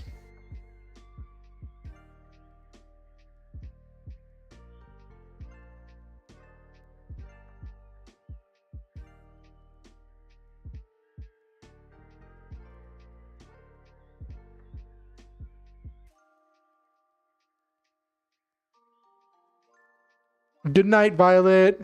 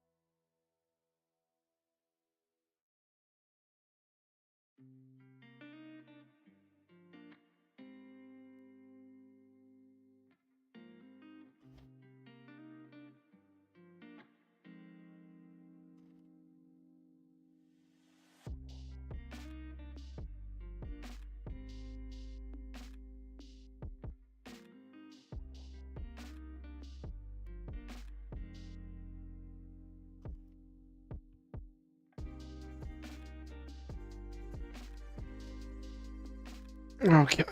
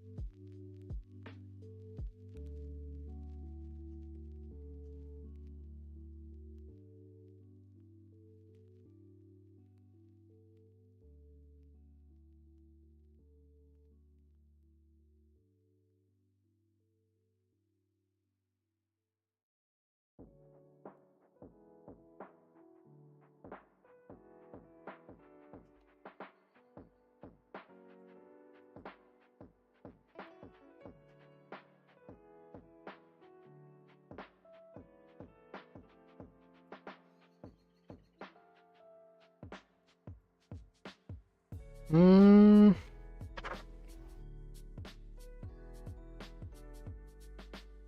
Let me see something real quick.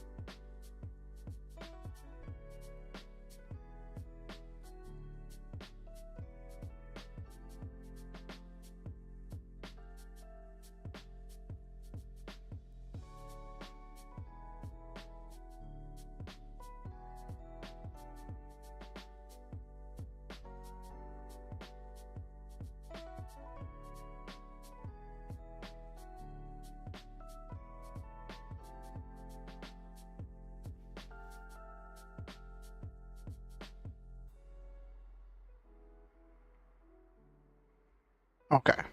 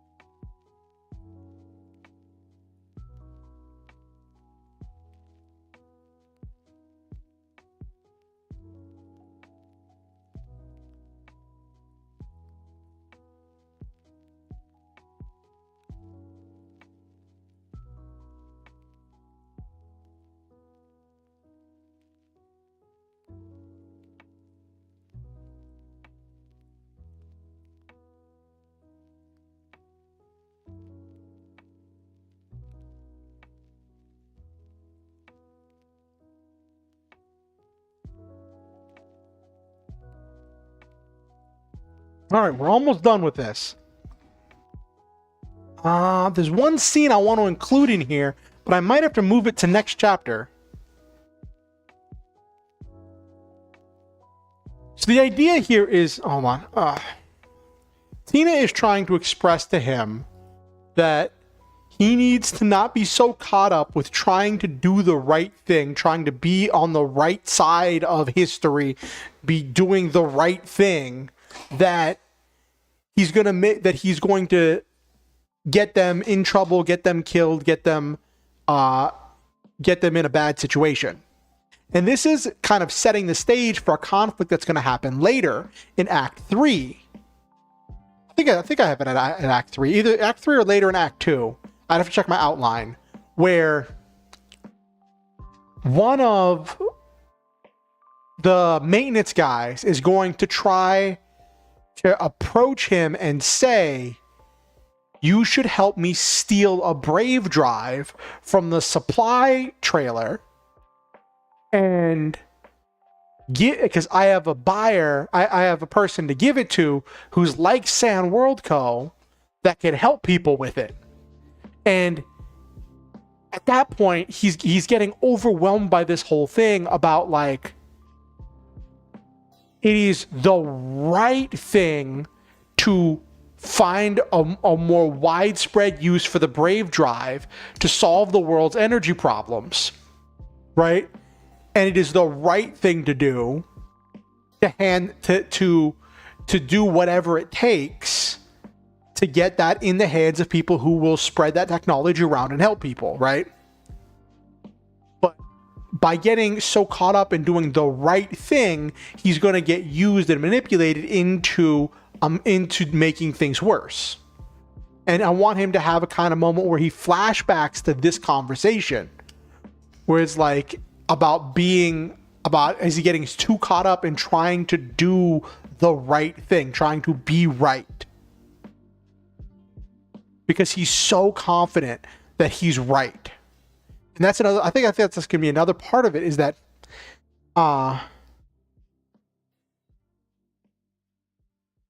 yes, that's another part of it, where, like, this happens right after he has just confronted his command, and he's like, we need to be finding a more widespread use for the Brave drive. And they're like, no. And he's so confident that he's right. He's confident that he's right, that they need to spread that technology around, that it needs to get more widespread use. But he has to decide, is he more determined? Is it better for him to be right, or is it better for him to be wrong and turn in the guy who's doing the shady stuff? He eventually chooses to turn in the guy who's doing the shady stuff, which leads to a number of things happening. But, like, it's kind of a character development moment. How much space do I have left in this chapter? There's one other scene I want to do, and I don't know if I want to have it here or if I want to tuck it in the next chapter.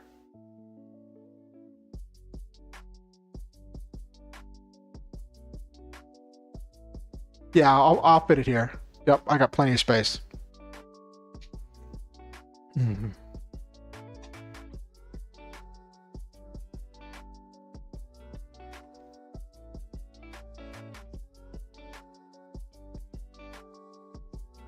Also, let me make a note of this.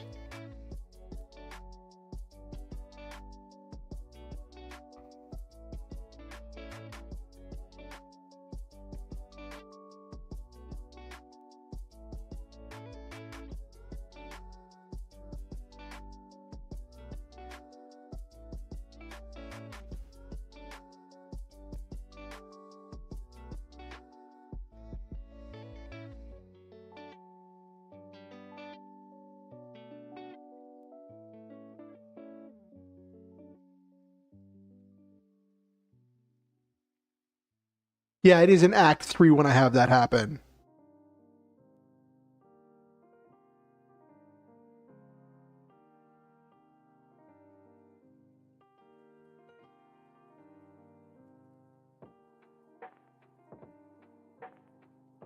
Let me make a note.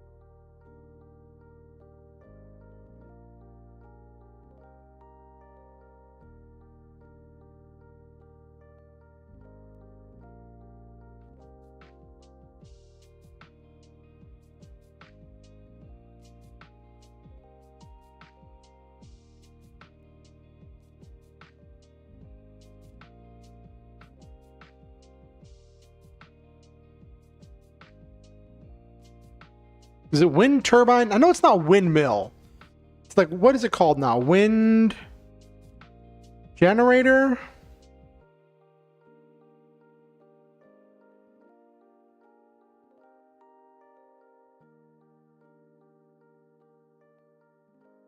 Wind turbine. That's the word.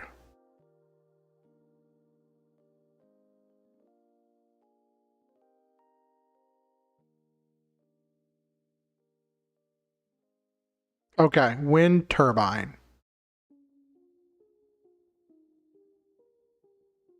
Okay.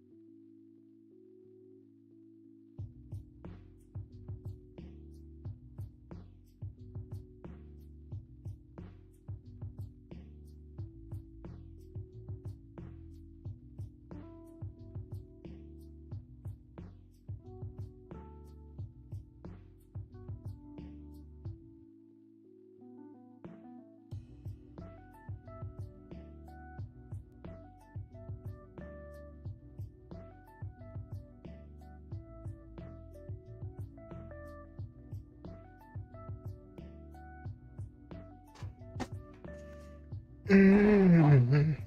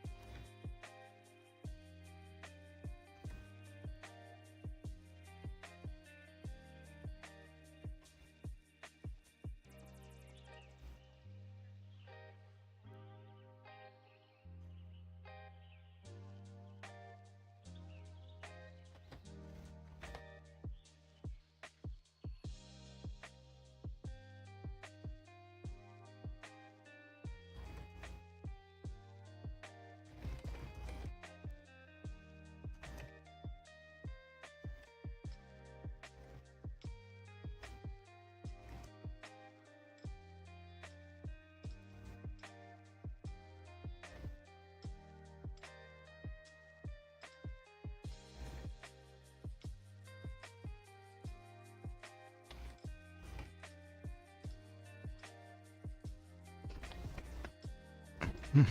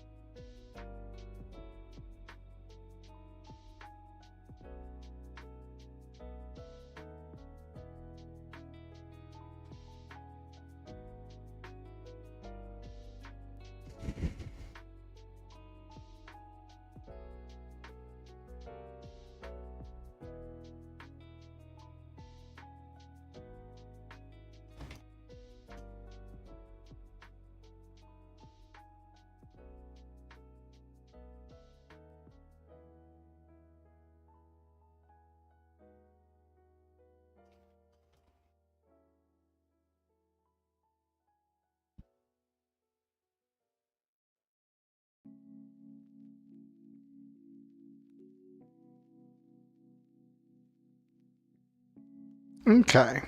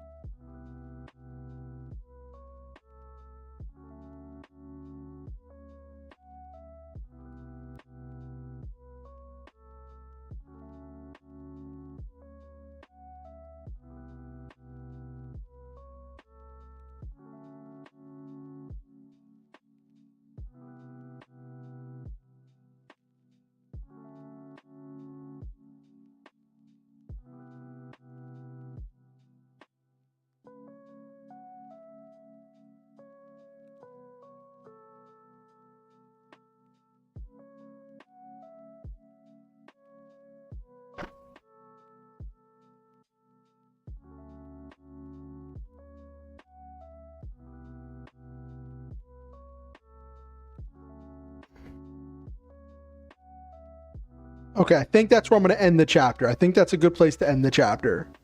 Ending with that ominous thing. I wondered if we could ever give them power, because that becomes a like a driving force in the next few chapters. Is the whole thing with him wondering, should they be sharing their power?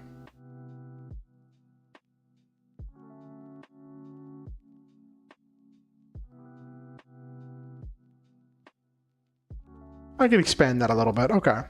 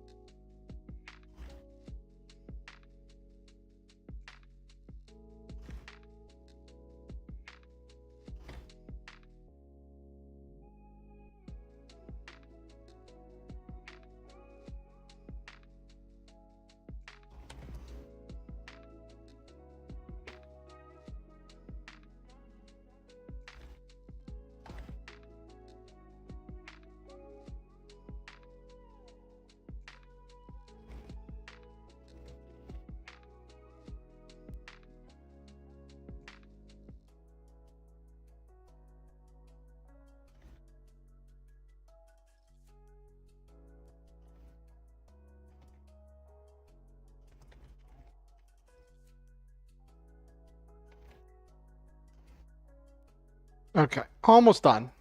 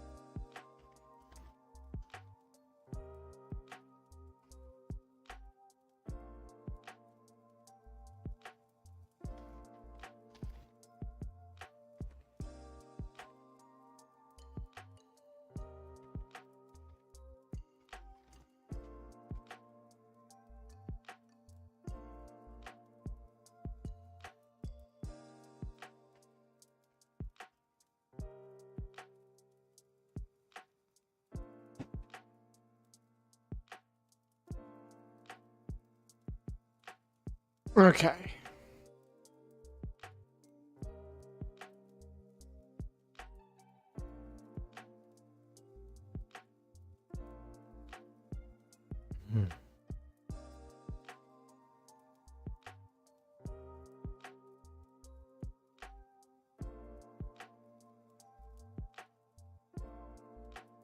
Cool.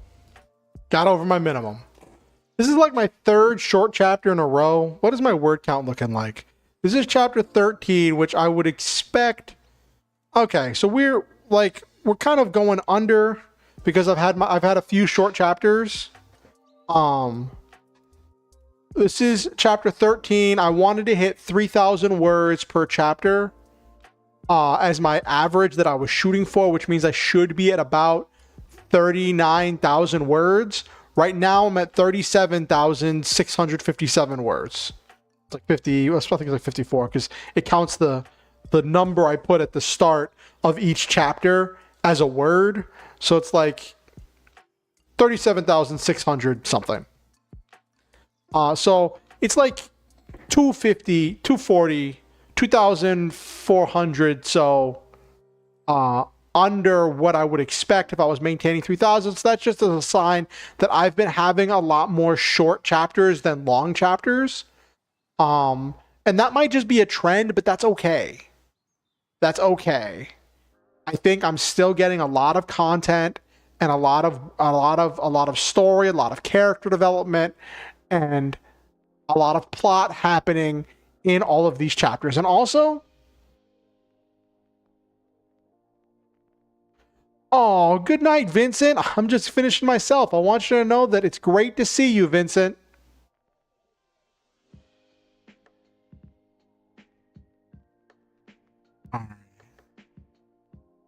So it's going on 2 a.m. here. Holy cow.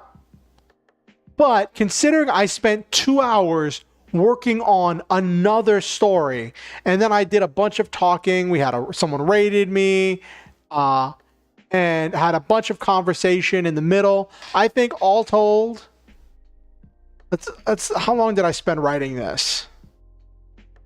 Good night, Vincent. Started stream at 8:30, well, 8:33 or whatever.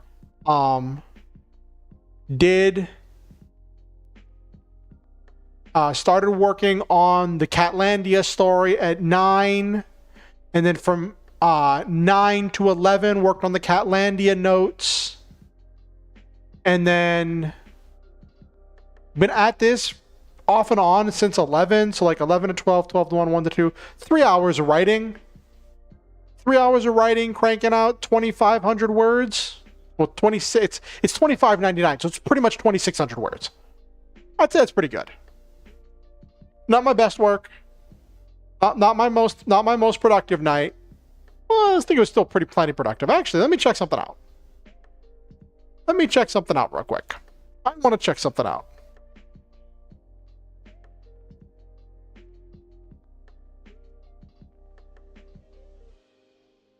Let me...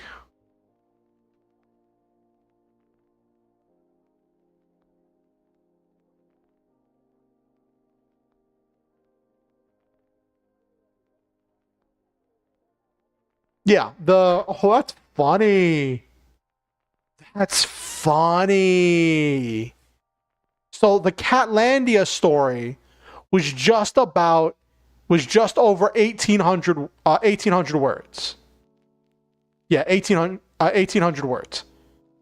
So like, all told, I wrote 26, then 1,800. So I did all told about 4,300 words. Doesn't that the math work? 18, 26. No.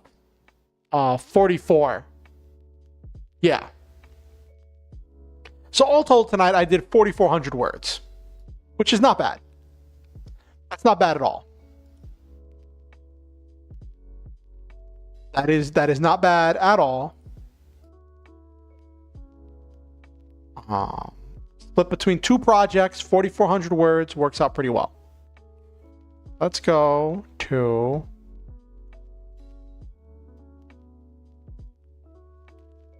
just chatting once we get ready to wind down.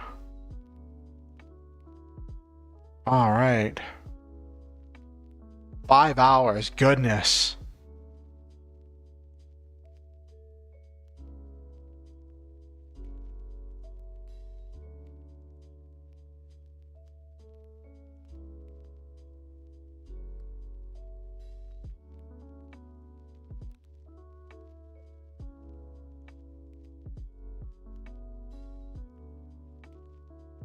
Okay.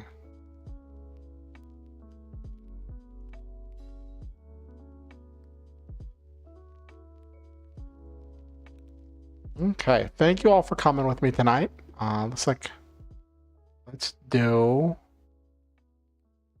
some stuff.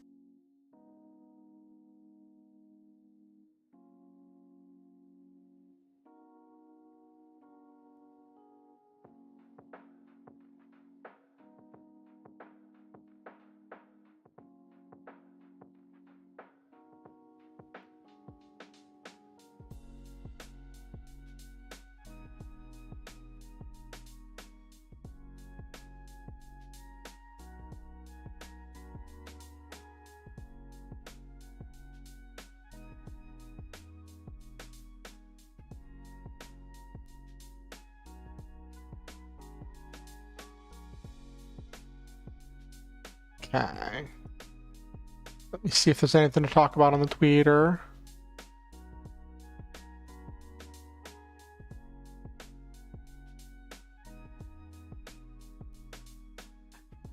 Poor Obari. Obari is the one who made Brave Burn. And he, someone made a comment about Brave Burn trending. He's like, I always worry when Brave Burn trends.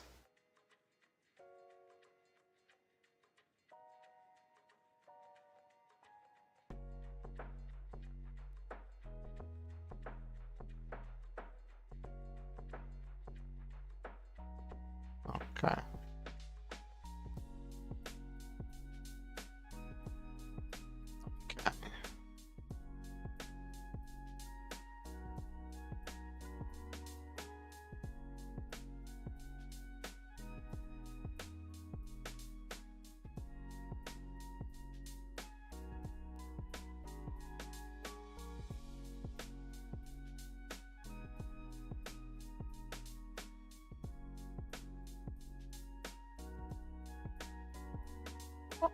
See if there's anything cool.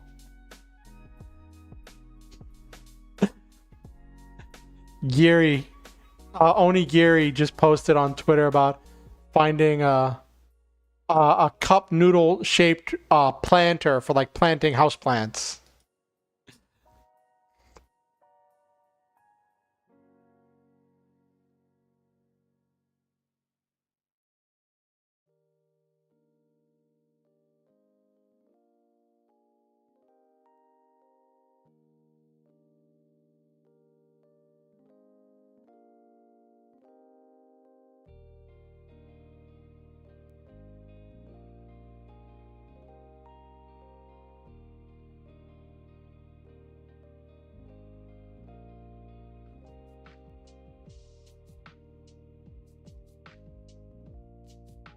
Anything's a planter.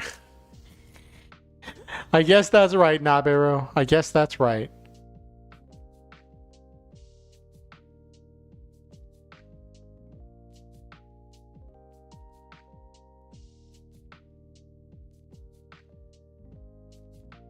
Okay.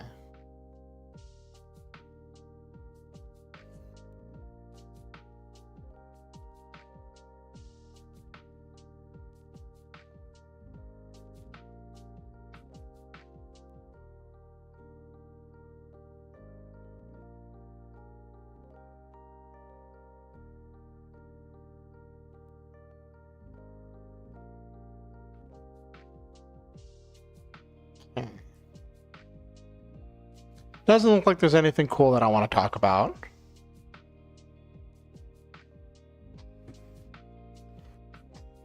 All right. Oh my gosh.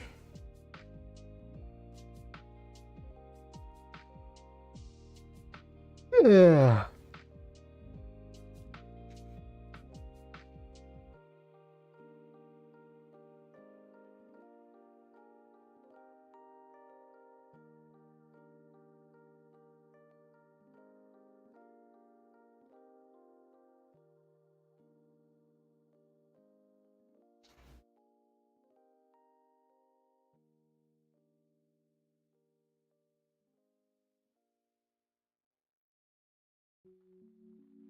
Okay.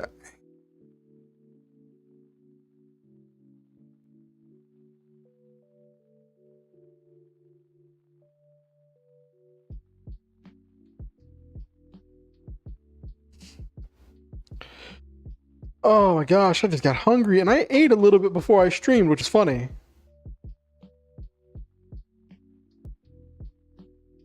All right.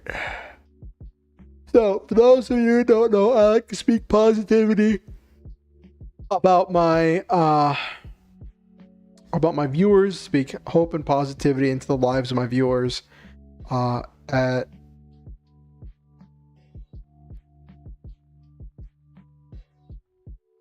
to all of you, because you all mean so much to me.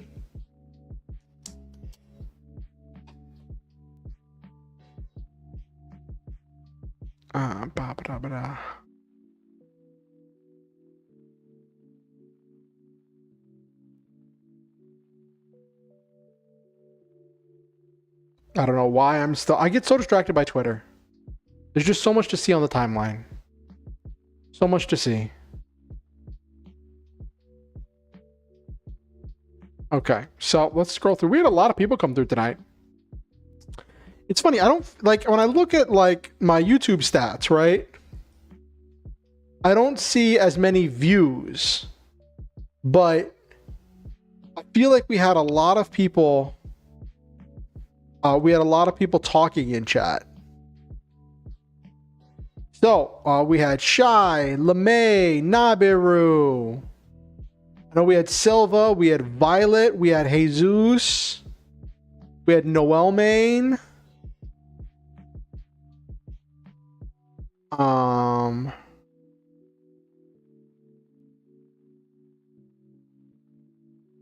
We had. What else did we have come through tonight?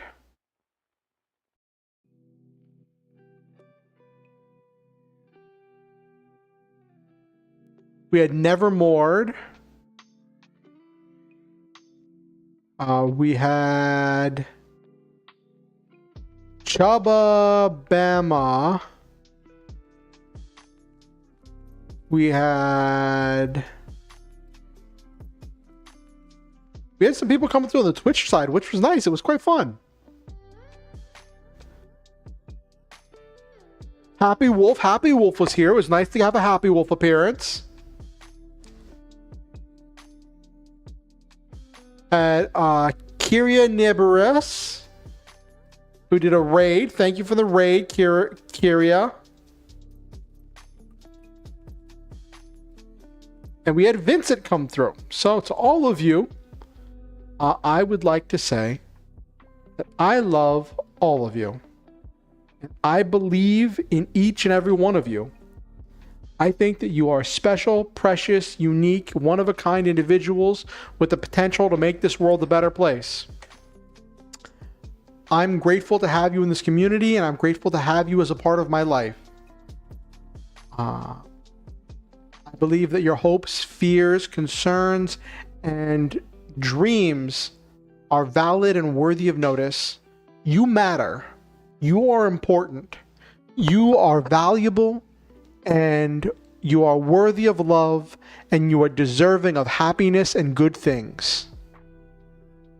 You are precious treasures of human beings. Thank you for coming to tonight's stream. Thank you for being a part of this community. Always remember the Star Hunter motto: shoot for the stars, have wonderful adventures, live your dreams, and always stop to enjoy the memes. Also, if you're watching on YouTube, I ask that you like the stream. It helps the algorithm with pushing it out to more people. Lets me know what people are interested in, and it just really helps. It helps more than you think. If you like the stream, if you're watching on YouTube. If you have any friends or neighbors or aunts or uncles or relatives that you think might enjoy the stream, feel free to invite them to the next stream, which is going to be Friday, 8:30 p.m. EST. I look forward to seeing each of you there. It'll be a very special and interesting adventure. Don't know what we're going to do. Probably going to do more writing. Might do this. I might, feel motivated to do more notes and dedicate an entire stream to Catlandia. We'll see where my mind goes this week. But it'll be interesting to see where all of that goes.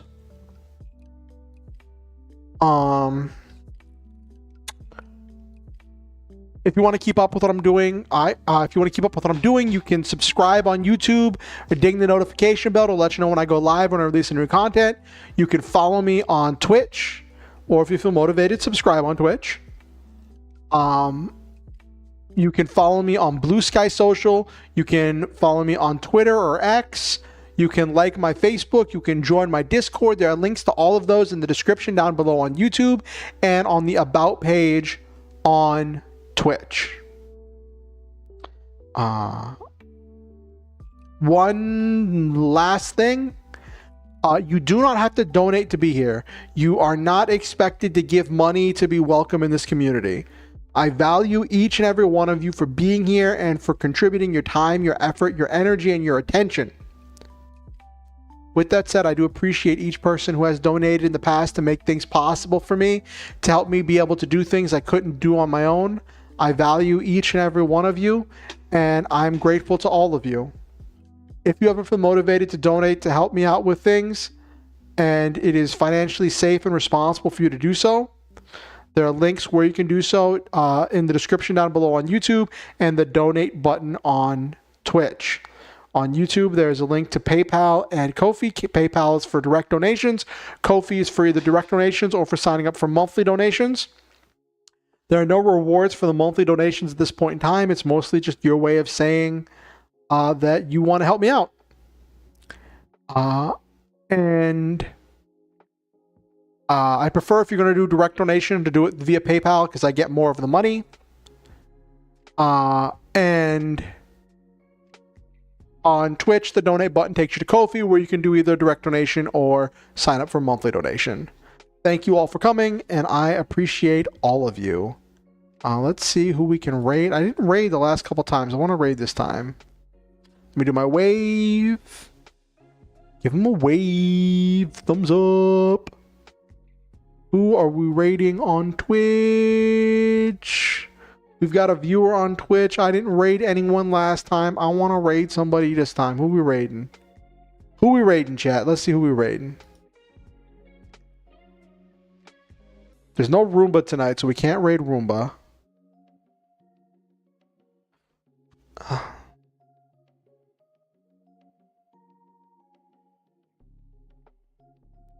Auntie Z is doing some withering waves with 4 viewers. Let me see how long. Oh. Non-binary, so they, them.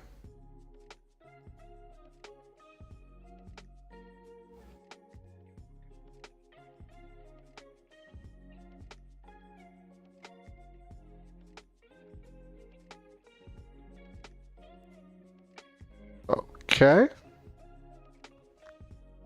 Let me set up the raid.